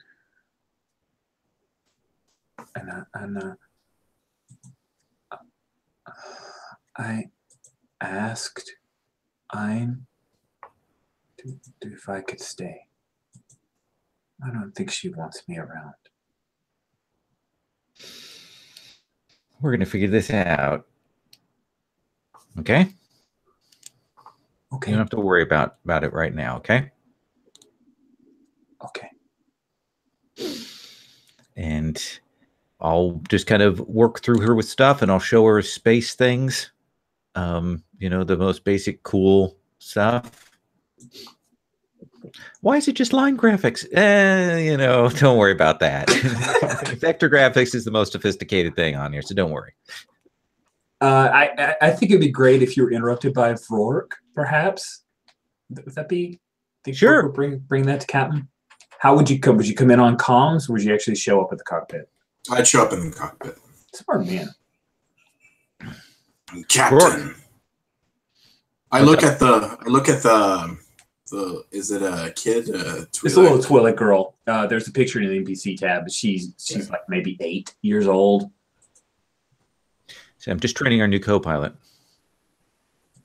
That's great, but can she go play elsewhere?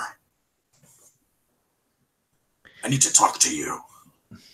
I turned to her. You mind letting me talk with him for a bit?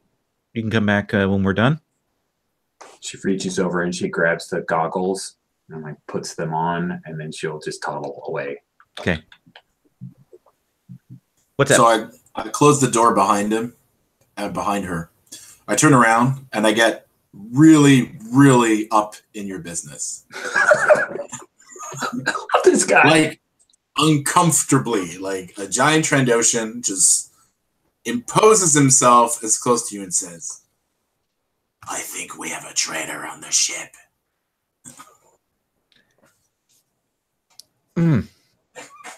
I will never get used to Trandoshan Chow. What makes you say that? Put my hand just on your chest it looks like a calming thing, but I'm also giving my space itself like another inch or two of space. So I turn, like, I imagine in the cockpit there's a comms console very near.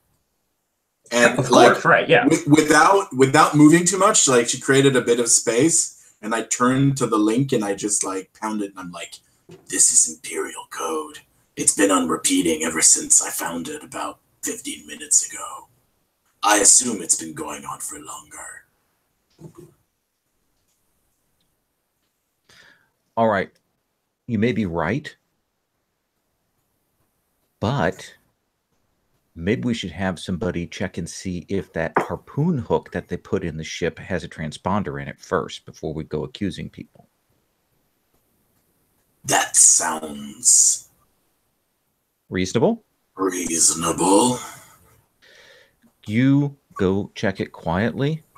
I trust you, and I trust the other crew members. Check it quietly. If it turns out that that's not the case, then we'll look at the other possibilities, all right? Yes. I'll promise I won't disintegrate anyone in the process.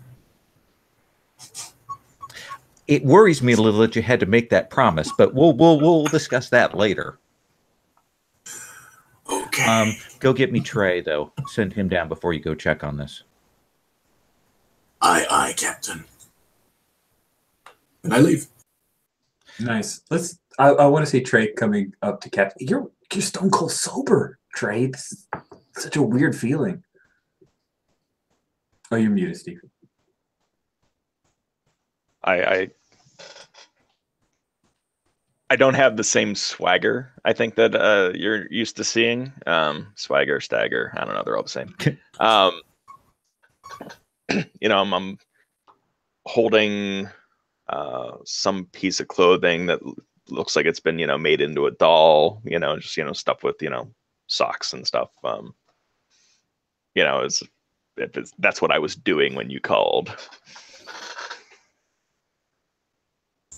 I look at it. Like for the kids. Oh. And I pull you into the cockpit. I close the hatch behind me. So Vork picked up a signal, an Imperial signal that's on repeat. I'm having him check to see if that harpoon that we took, the tow cable, if that has the transponder on it, that's where we're getting this. If not, the next step is for us to see if it's something that got stashed on the ship at some point. But after that, there's a possibility that someone here has the signal transponder or has involved with it. And you're the person I trust to read people. Like, I haven't seen anything unusual, and before you ask, I've been sober. Oh, I could tell. Okay. I appreciate it.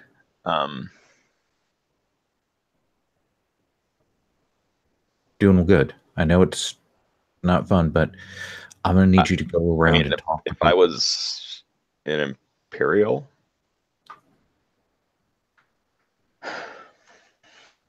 I'd put it in the prisoner.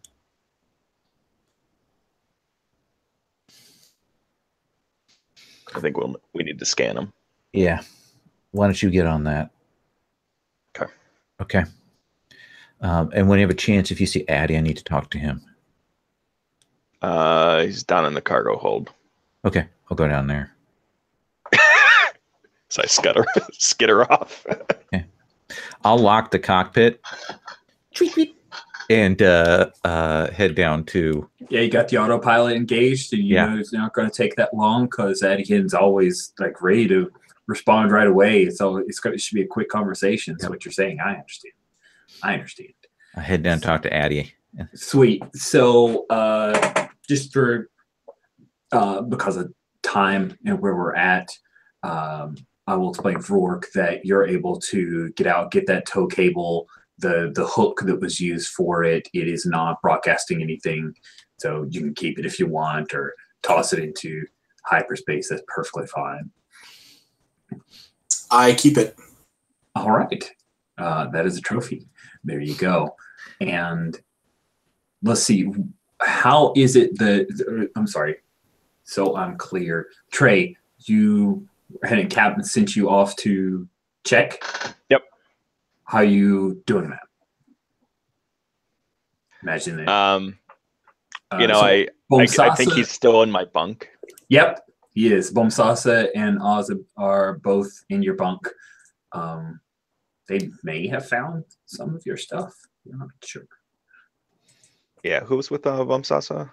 Bomsasa and Ozib. The two of them are lovers. Yeah, Ozib Cooley is the prisoner. Oh, Ozib's the prisoner. Okay. We have a sick bay too, if you need medical scanning stuff. You do have a sick bay. Yeah, sick bay would be exactly what you need. I'm like, Bomsasa, can you help me bring Ozib down to sick bay? Oh, sure. Just want to do a quick scan while we have some time. And Ozib says, "Oh, I don't want to use up any more of your resources. Like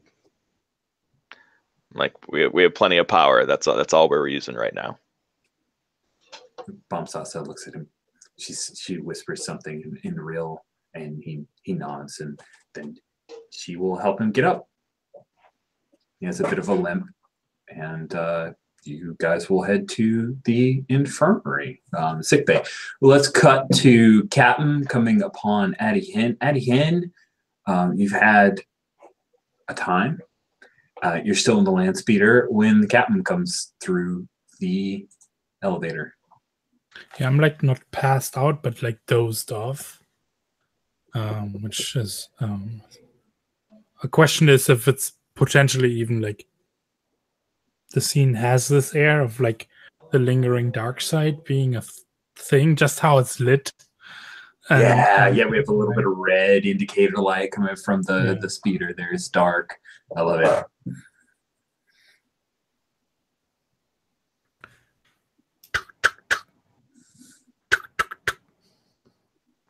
And yeah, I'm like,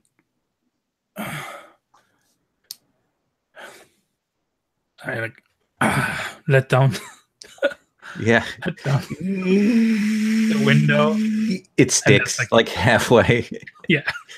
And there's like this whiff of whatever residue from the thing that you can obviously smell. You know what it is. You know it from Trey. And I'm like, oh, Captain, what can I do for you?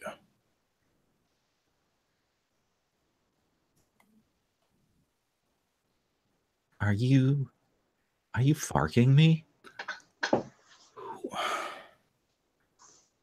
What? We're in hyperspace, right? Wait. Well, what do you need from me, Captain?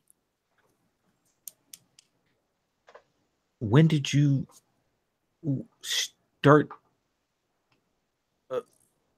What is going on? Nothing. I just had to get away from all this for a bit.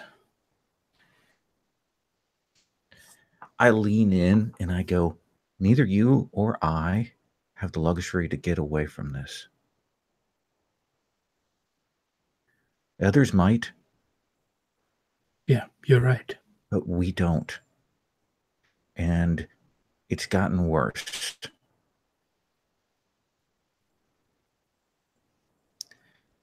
I need you to tell me that you're not going to do this again. And I blink and I'm like, I needed this here now. This is not a habit. Okay.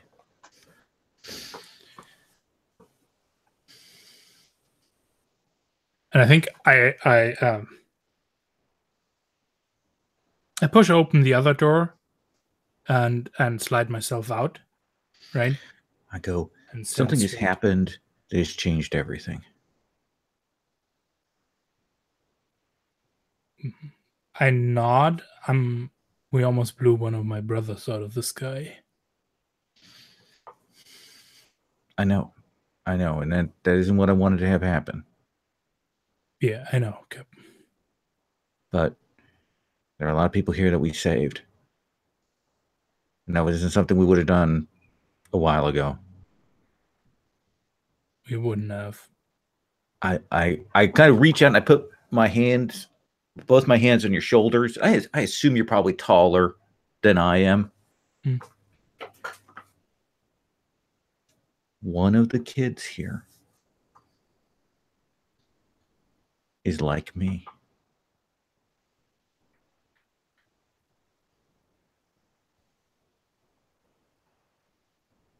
Yes, Captain. I think I understand.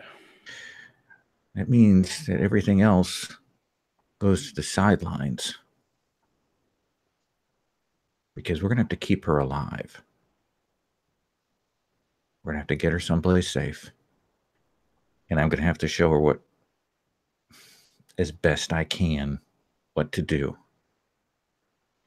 The others, Trey and Brock, you know, they're solid, you know, and they get better in there. I appreciate what they're going to do. But you know what we have to do. We have to save her. Yeah, and I put my hand on your forearm, right, as you're holding my shoulder, and look you straight in the eyes and say, "I've got your back, Captain." Good. A nod. Believe him utterly in that moment. Is that done? Do we hard cut from that? Yeah, that's good. I like that. That's a good hard cut. We hard cut to Trey. You're holding the little, I imagine, like we've reused one of those like little temple thermometer things that had a few gewgaws and a display readout, and that's what you're using. And you see that underneath where his leku attached to the base of his skull, you're scanning a small incision, and that's where the signal's coming from. And Bumsasa says, they cut you? I didn't see this. And he looks around. I didn't know they cut me. It's surgical. This is not a cut that was done for pain. Like, you know, a couple of our crew might be able to help.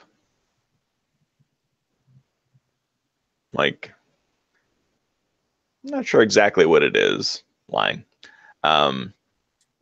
But it's probably something we need to look into. There's definitely something there. Bumsasa says, what do you think they did?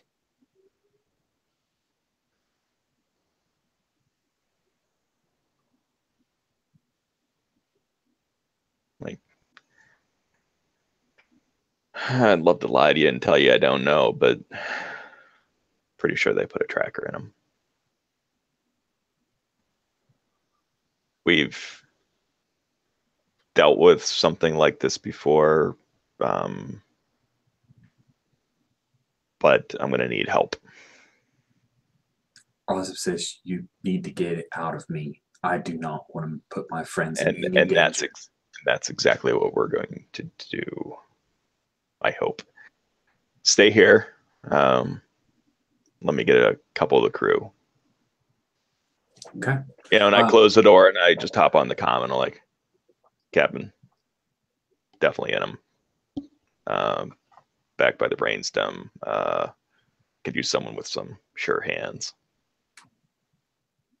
And maybe someone to hold him down, although I think we have enough to put him out. Okay. I will get on the comm and I'll say, anybody have some first aid or physician's training amongst you? I know you've got some techs and things. Who's your medic? Ein will answer.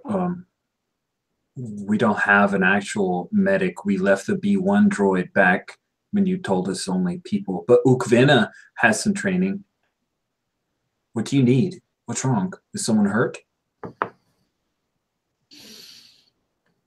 Not yet. Click. So who is the guy we're operating on? I've forgotten his name.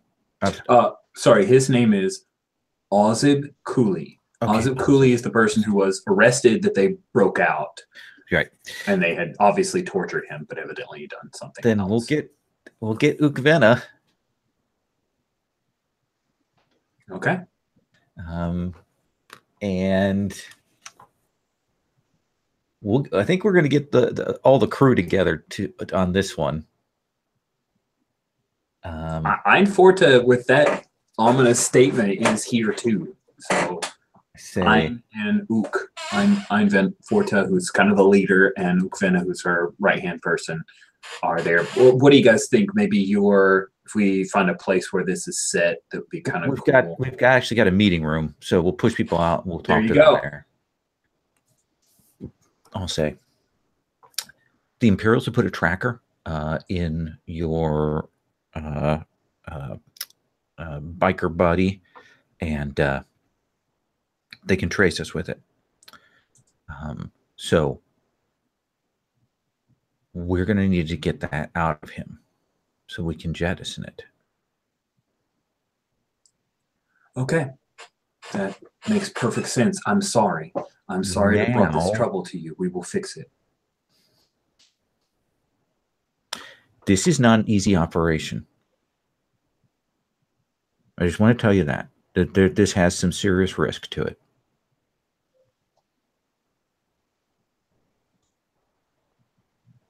We put everything at risk for Ozib already. I don't want to lose him. I have done something like this before, and I point to my hideous sky. Ukvena goes, but he like. There's a moment where he wants to say something, but he says nothing because he supports you. You are, and I think you're luckier than me. I don't suppose it's hooked up to your cortex. It hasn't been there a long, long time.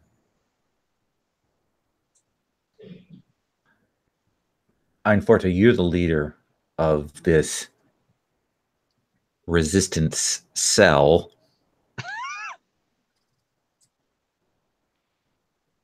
I want to do this.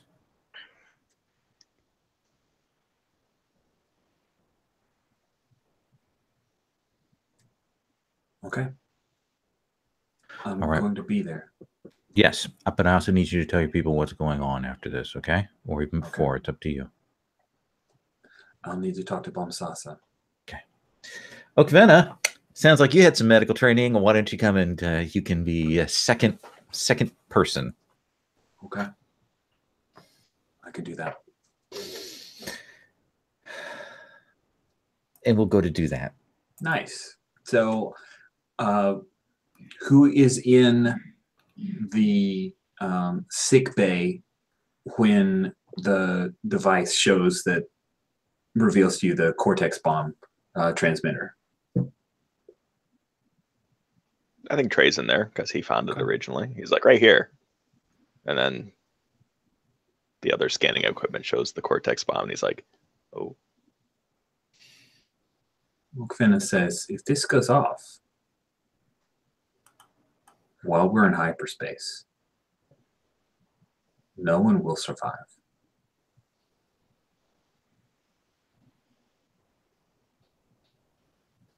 You should just drop us off at a planet and go.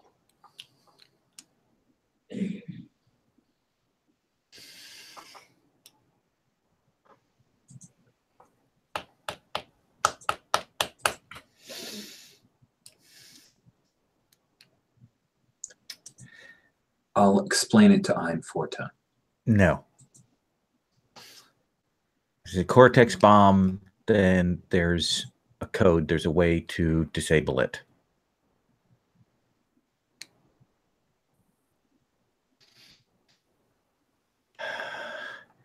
Let me look at it. And I have Sage. You do. Which allows me to kind of reach out, pierce lies, confusions, or a mystery, see the wisdom beyond. I want to try and figure out what the code is to turn this off, or means, or method. Tell me if you don't think this is fair, but I think you're going to need to stare at the dark side to figure something like that out. That is fine with me. I do get to roll with advantage from Sage. You do, which means you don't need you want to lean on you, which is good. Which is good. I'm going to roll with my dark side roll right now. And dark side is alien. Alien. That is an 11. Wow. Oh, goodness. So when you stare and blinking into the dark side, looking for forbidden or forgotten knowledge, roll with alien on a 10, plus you're shown dark visions that lend you insight. The dark side, ask the dark side one question, and the dark side will answer. The SM will, Space Master will answer one question from the dark side, stares back. And you see what you're doing. Tell me how to turn this bomb off. That is lovely. So the bomb does need a key sequence before it will react once being removed, because it's actually attached to his brainstem, right? And it's reading that signal pulse. Mm-hmm. If he dies, it explodes. If it is removed from that constant flow, like a battery, it explodes. There is a key sequence that will allow those two factors to stop, but then it is still a bomb, and then you'll have to remove it and mechanically dismantle it. I tell them that, and this is after me just putting my hands and concentrating on the back of his head, and then I turn and tell you all that. That's not spooky. Ukvena will look at you, Trey, like, are we, like, that's all we're doing? He doesn't say this out loud, but you read it in his eyes of like, seriously? Trust her. Like, sorry to ruin the moment, but, you know, as I'm talking to Ukvena, I'm like, I'm pretty sure that's what got you back on the ship. That being captain. Who wants to keep their cool and remove this Cortex bomb from Ozib without? And I'm hoping that we'll get to, as essentially the stretcher people to hold them down. I hope that our strong man Vrock will be able to assist on that. I think so. Yeah. I like that. Sure, yeah. Yeah, I could hold her down. Sweet. Awesome. I mean, he knows this is for his own good, but it is still, you're going to cut into my brain and take a bomb out of me kind of moment. So, yeah. And we can't put him under because the bomb will won't accept that, I guess. I like that. That sounds good to me. Like, Eddie, your eye. As I'm holding the scalpel. Yep. Cool. So Bomsasa, like, she gently pulls his two Leku apart and kisses the top of his head, and she'll step back and she says, "I'm not leaving this room." Ukvin is there to assist. He'll make the incision with you, or assist these backup, whatever you guys need. But I really want a player character to roll some dice here, because this is going to be awesome. Yeah. I'm like, I look at my hands. I you see me just take a little bit of a whiff. Like, I better do it.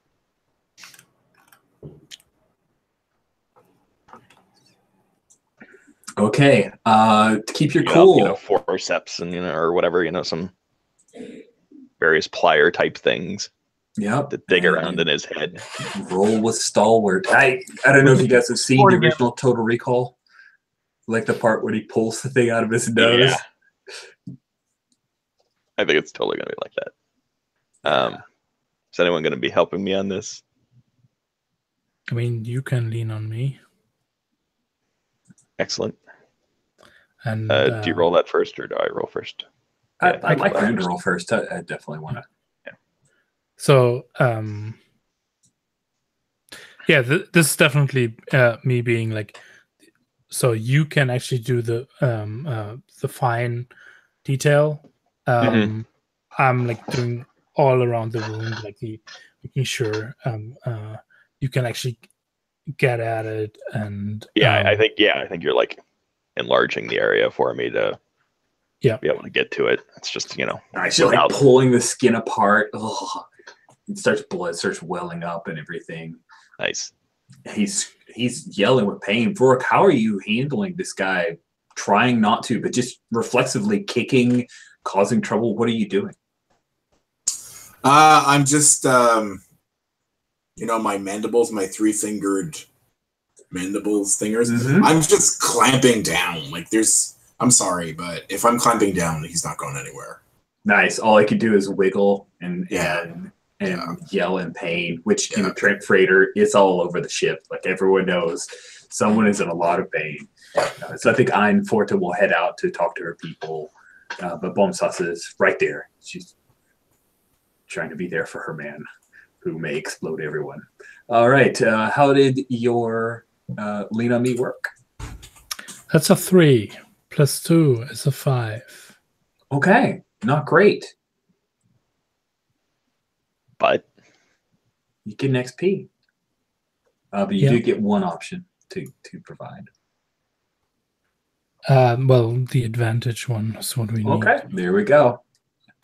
You are definitely involved in this. I am re-rolling the selected dice here. We'll see if the ship goes up in a ball of... Would be an interesting end to the game. Nope, I do roll a 10. Nice. All right, on 10 on Keep Your Cool, you do it with minimal cost. You do not have to make a choice. So you reach in with those forceps, you pull it out. And I'm kind of imagining it looking like a miniature version of a thermal detonator, right? And it's got some Imperial markings on the outside and the cool, I can't remember what the name of the language is, but like I think it's called Beta, something like that, the cool Star Wars font type deal.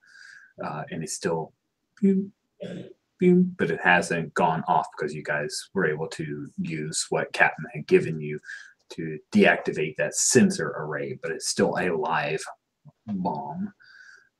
Bomsasa's eyes are wide as she looks at you, kind of pulling this slightly gore and bloody thing out of her boyfriend's head. Captain, what do you do?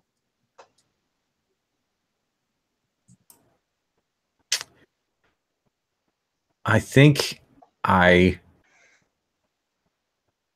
grab it with the TK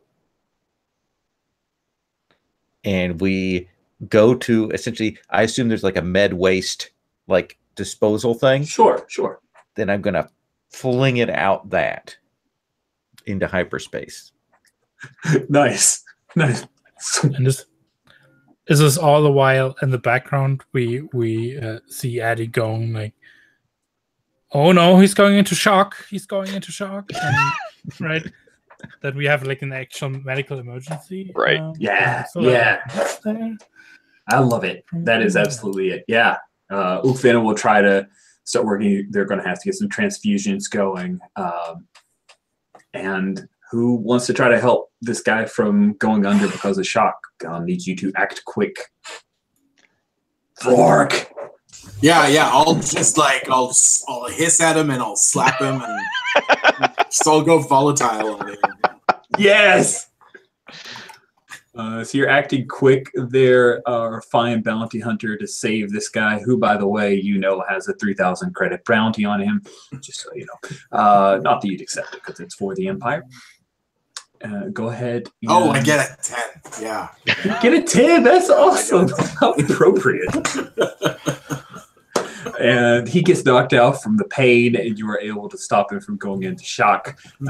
And as going by, we see the little ball kind of floating, and it pops out of hyperspace, and there's explodes. And it makes a noise because it's Star Wars. We cut a hard cut to the twin suns over Tatooine, with the nightfall coming in through atmosphere and headed towards Mos Eisley. And docking bay, if I remember, 42. And you guys come in, you land. It's the docking bay where it's completely exposed to the sun, and you guys come and land there. Twi'leks are, they're all excited. One of them says, "We can go see Ula. She's dancing for a very famous person, making all kinds of credits." Who is she dancing for? Jabba Hutt. Yes, Jabba Hutt. His major domo is Bib Fortuna. He's a cousin of my cousin.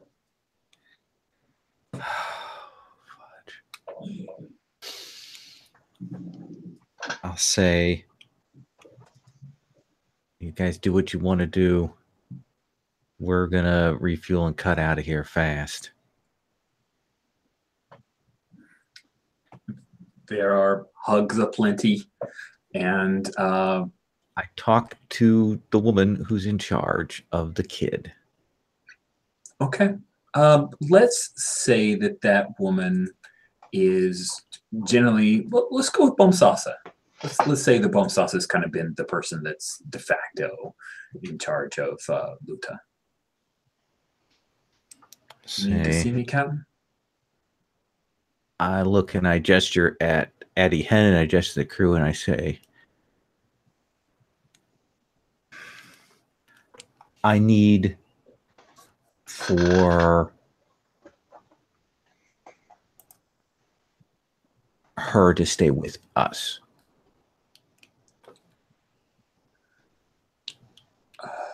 She's a bit of trouble sometimes. I don't mind the burden. She is like me. She is a Jedi.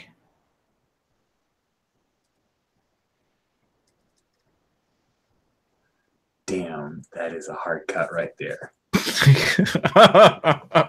The next first thing time I've said it. We see the nightfall taking off. That's the next thing we see, and we will head towards credits. I'd like to see, this is 4th of 4 sessions. We do post-credit, just like a blip of each of you, epilogue type deal, anything that you want, although feel free to keep it a little bit open because hot damn, I want to come back to this again. Let me frame the epilogue so that they can kind of go. Sounds good. I think my epilogue is me going, I don't know what we're going to do now, but I know that this ship and me, we've got to protect this girl. It's up to you three. Talk to Addie, but it's up to you what you want to do. We'll drop you off. You can stay, whatever you want to do. And that's my epilogue there. And I think this could be the voiceover for our scenes potentially. Nice. Right. Nice. Because I think as you talk about Luther, it's the without sound because we have the voiceover.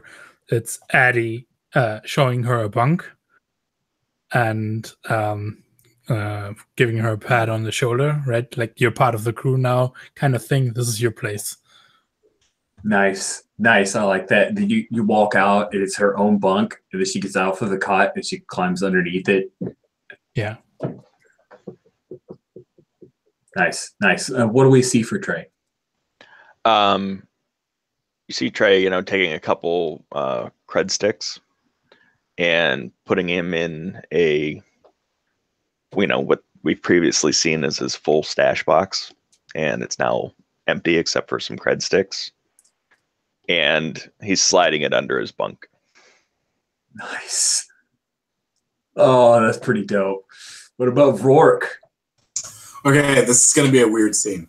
The scene is he'll be in front of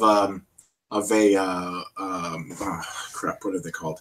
An interface box for the bounty boards, and he's inputting the best description for the arc pilot that we said, and it said that roughly where it assumed that he blew out of hyperspace, and there is a bounty for proof of his ship blowing up or his head. Nice. And I input that, and I walk away. Oh, or his head. Sweet. Do you have any tail end stuff for Captain, or are you good with that frame? Good with the frame? All right. That will bring our series of Impulse Drive Tramp Freighter to a close. The first book of the fun of the Nightfall crew. Let's do those end of session stuff just because it's fun, and why not? So that will be the cliffhanger. When you each reach the end of an episode, go through the following list. Each player, do you have any hook that you feel impacted the events or the character? We will start with Trey, and if so, please read the hook.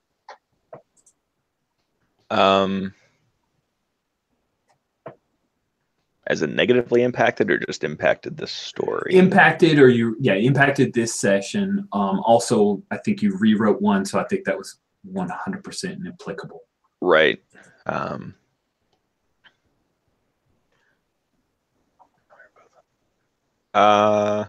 I think definitely the if I'm not on duty, I'm wasted. I was working against that. Love it. The entire session. Absolutely. Fantastic. Go ahead and mark an XP for that. What about Addie Hen? I hit 3, detested by both sides. Murder of Jedi Master Stas Ali, and with Trey, the one changed. It's now, I'm not sure what it's up with Trey, and I feel we cannot rely on him anymore. What was before that we're having a sacred bond because we share scars. And he's changed.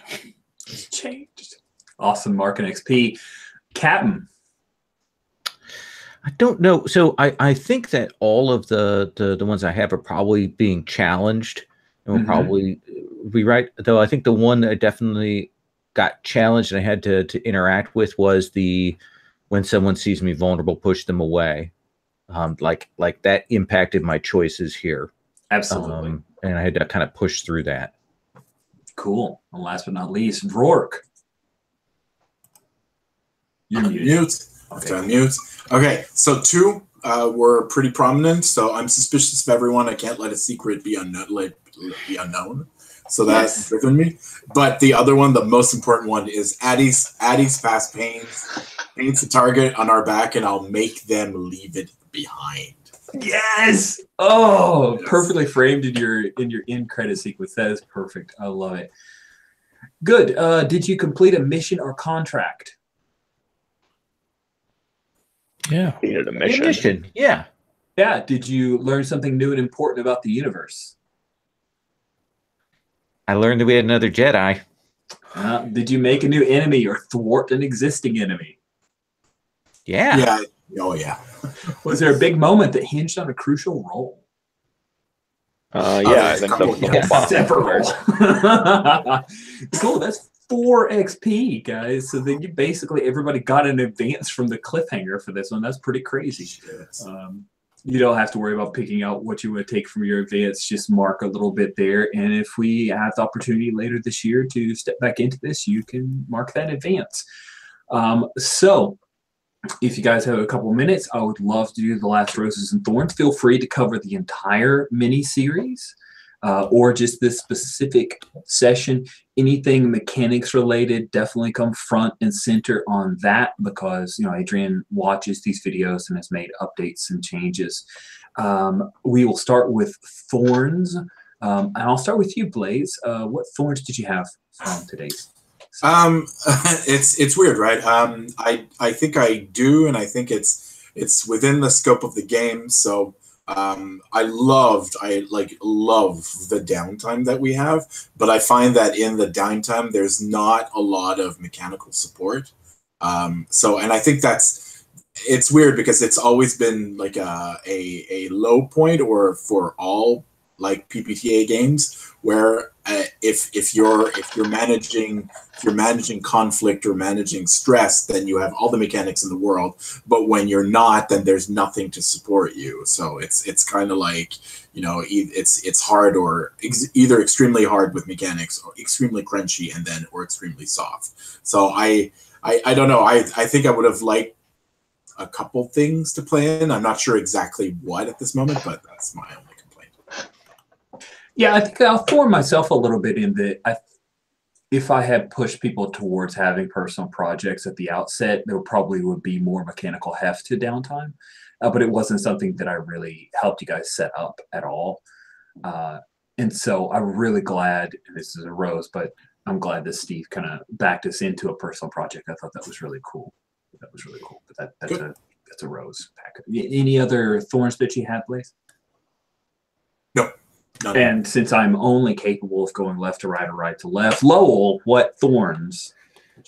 Yeah, I think I agree. I hadn't quite put together that. Yeah, the social moves are very much, it's support and then it's pressure. I mean, it's support and then kind of changing other people. That's interesting. I hadn't thought about that. Let me see if there's anything else I want to say about that mechanically, or things I had Thorns about.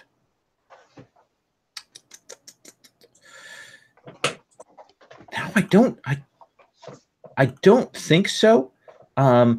Here, I'll tell you one thing, and it's kind of a mixed rose thorn. I'll throw out there.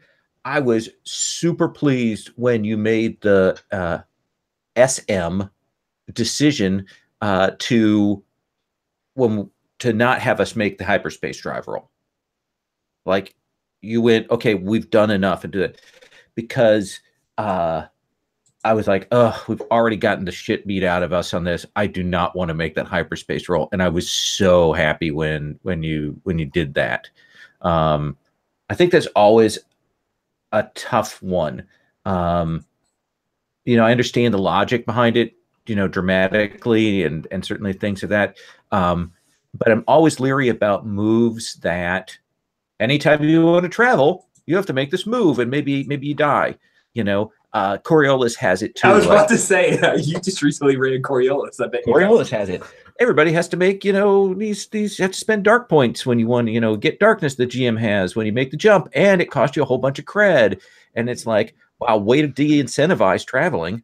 Yep, you know, absolutely. it would be if the move were like, if you jump to hyperspace under pressure, or, you know, something like that, where in a particular kind of situation, you always have to roll. but then generally you don't. You know, that might be interesting, or at least that's how I would run it. And I think I would run it like you did, not necessarily always triggering that move. Yeah, and that said, you know, I did ask for a scope it out. I could have just flipped it and said do the hyperspace, and you know that could have been a way to do it. I just I liked it because that had more character to it. It felt right at the time, but I hear you. Good. Thanks, Lowell. If you think of anything else, feel free to jump in. We'll move on to Matthias. What thorns did you have? Two things. One, the versus PC manipulate move is super harsh. If I give you like, I'm super glad that you made that roll, but disadvantage, like you already have to roll keep your cool, and add a disadvantage can. I don't know how it was for you or for Steve, but I can imagine for some players this can really feel like you're being boxed in and pressured into something that potentially you wouldn't want your character to be doing. So that's one where I was surprised. Oh, whoa, that's actually super harsh. Yeah, the stick on that character stick is definitely a stick to beat somebody with. I agree. Yeah. And I think if it weren't like, if that scene hadn't, or that whole issue hadn't been about addiction and drugs, I wouldn't have taken that choice. But I would have gone with the carrot, right? In most of the other situations. And the other thing, I think helping could be streamlined. Because it always feels, it takes a lot of time. And the choice you always want is the advantage, and you always get it. Right? That's a fair point. So you fail, but you still do exactly what you wanted. So it is a lot of procedure, and you always get what you want. So it should probably be either or. And I actually think it's nice that you always get the advantage, but maybe it doesn't need a roll. Maybe it's always, you can always spend stress to help someone, and if you have the fictional position to do so. That's interesting. I think that's really interesting. That could speed things up, and that would introduce another source of stress that isn't physical harm. Pretty sharp. I personally, and this is just because you mentioned the move, I don't love the name lean on me. Like when I'm trying to help somebody, it like lean on me is a thing where the person being helped is choosing to lean upon me instead of me actively helping you to do a thing. I love the song, good movie. Yeah. Don't love the name of the move for what it's trying to do myself. But yeah, I like that. Just mark a stress and give them advantage. It's streamlined. It's like zip. So one of the things I like about team moves or helping in masks is just spin a team pool, done, go on. I like that because I just personal, and I'm sure there are other people really good at it, but as an MC, base master, whatever, when the person trying to help fails but the other person makes the roll, it's just a weird situation. It's always kind of weird, you know? Yeah, it's a layered complexity that suddenly enters the scene. Yeah, that is a much better way of saying it's weird. Thank you, Matthias. Steve, what thorns did you have? So I was definitely going to highlight the lean on me, because we were always choose advantage. And I like the idea of, you get advantage, you take stress for it, and you're wrapped up in the efforts. Make the fail, meaningful to both if it does fail. But yeah, it doesn't necessarily need a roll.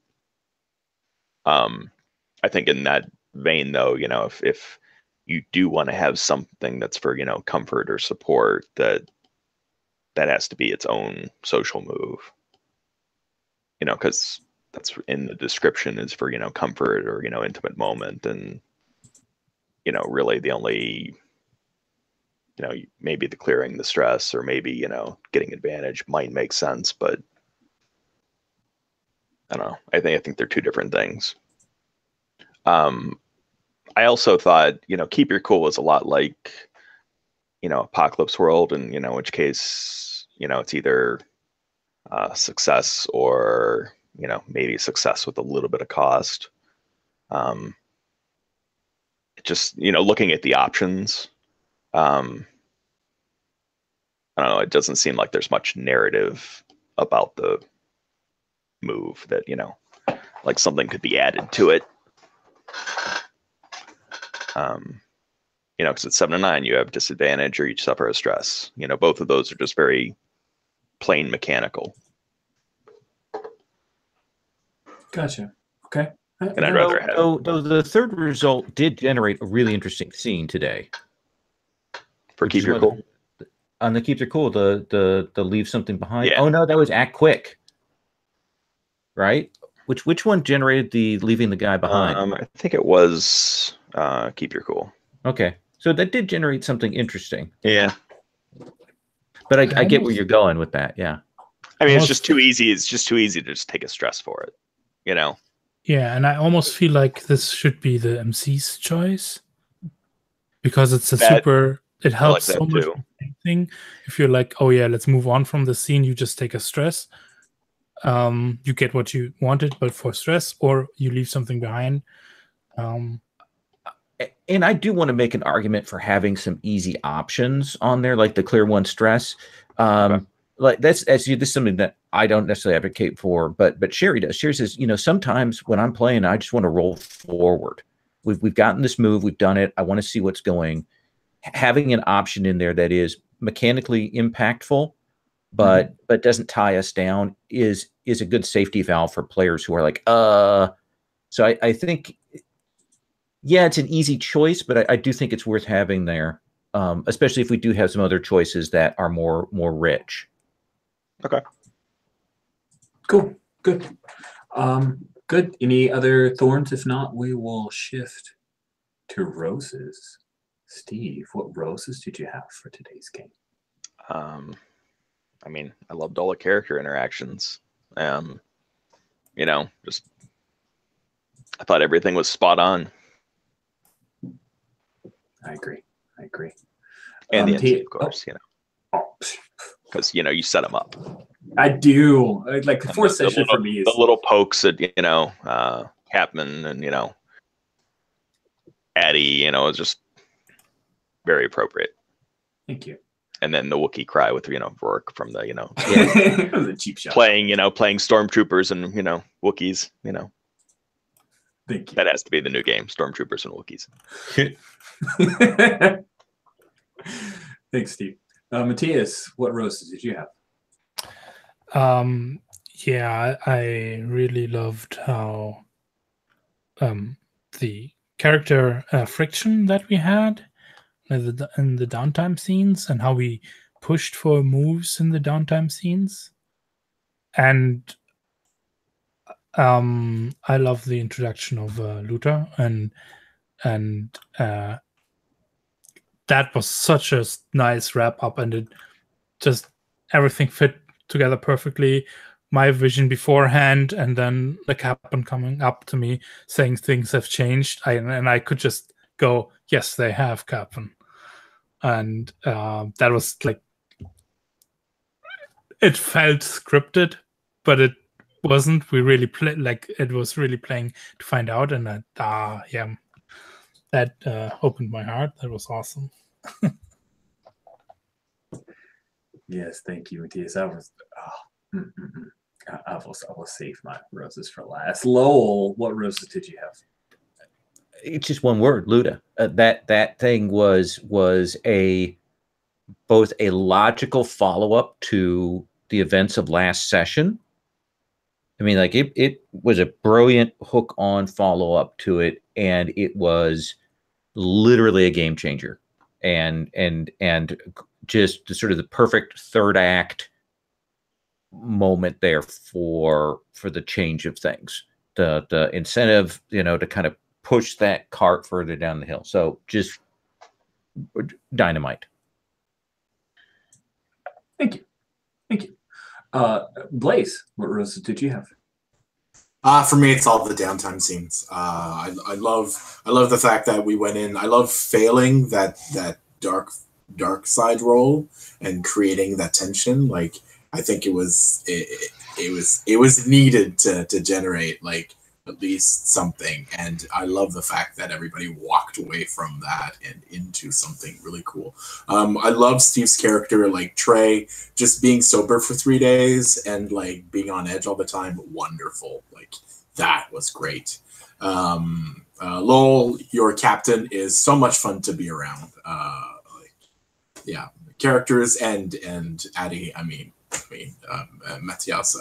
You're clone trooper, and you should not be referred to as clone. Should be like just Addie. Like, that was a lot of fun. Yeah. So roses all around, and Rich. Yeah, everything was great. Thanks. Thank you. I have a few rows to hand out, and we will wrap this up. Brilliant choice, Steve, to push Trey in a new arc. Like 3 sessions of this guy's doing all the stuff. This is what he cares about, and then pivoting at the end. I like it. It was bold. It gave us some shape to the narrative. It was a perfect setup to knock him down for Matthias. Matthias following through with Addie Hen. Whether you meant to originally or not, that follow through was so great. I really enjoyed Addie Hen's reaction to running into another clone trooper. That was super fun. I was delighted with that. And I'll save Lowell for last. Blaze, I like Vrorik. I like Vrorik a lot. I like how he oh God, I can't remember the name of the character. So I'm sorry, but I love the first 3 novels of the Wheel of Time series, and not Randolph Thor, but one of his other kids from his village is like this. He was a big guy, and he was always worried about how he affected other people because he was just so large. And there were moments of Rourke where I saw that Perrin Ibarra, I think. Anyway, it's okay. Sorry, it's my brain working on firing on 2 cylinders. That's all it's got. But there were moments of Rourke where you like, I said the wrong thing. That was so compelling. Like, Rourke as a bounty hunter, I've never seen a bounty hunter like him, and I love it. These 2 sessions with him have been brilliant, and thank you for letting us see that cool character. Thank you. Lowell, you know I hate Jedi as a rule, so fuck you, dude, for making such a cool Jedi. It's really good. That's my rose, is you made me love a Jedi instead of just being like a laser flipping. Oh, it's just so good, so good. Captain was awesome, and I'm glad that Luda paid off. Like, I had the instincts, and yes, there was a whole lot of Newt in Luda. I'm just gonna cop to it, but hey, steal from the best, right? So I had a great time running this game for you guys. I really enjoyed playing Impulse Drive, and I feel like the mechanics drove some interesting story choices. And that's it. I've got a pizza that's going to be waiting for me, so I'm going to bring this to a close. Thank you guys so much for giving me a few hours every Saturday morning this month. Thank you guys. It's so much fun playing with you, Steve. Again, it just, all of you, just super fun. Great experience. So, are any of you back for Cartel in a bit? No, not me. Neither am I. I can't wait for Cartel. Oh my God, I'm so excited. Well, and now you need to put together that Restless Youth or Star Wars Youth. I know. Misfit Youth Star Wars is going to have to go August, September or something, man. Yeah. Oh, God. Okay. All right, cool. You guys have a great afternoon. Take care, guys. Bye. Bye.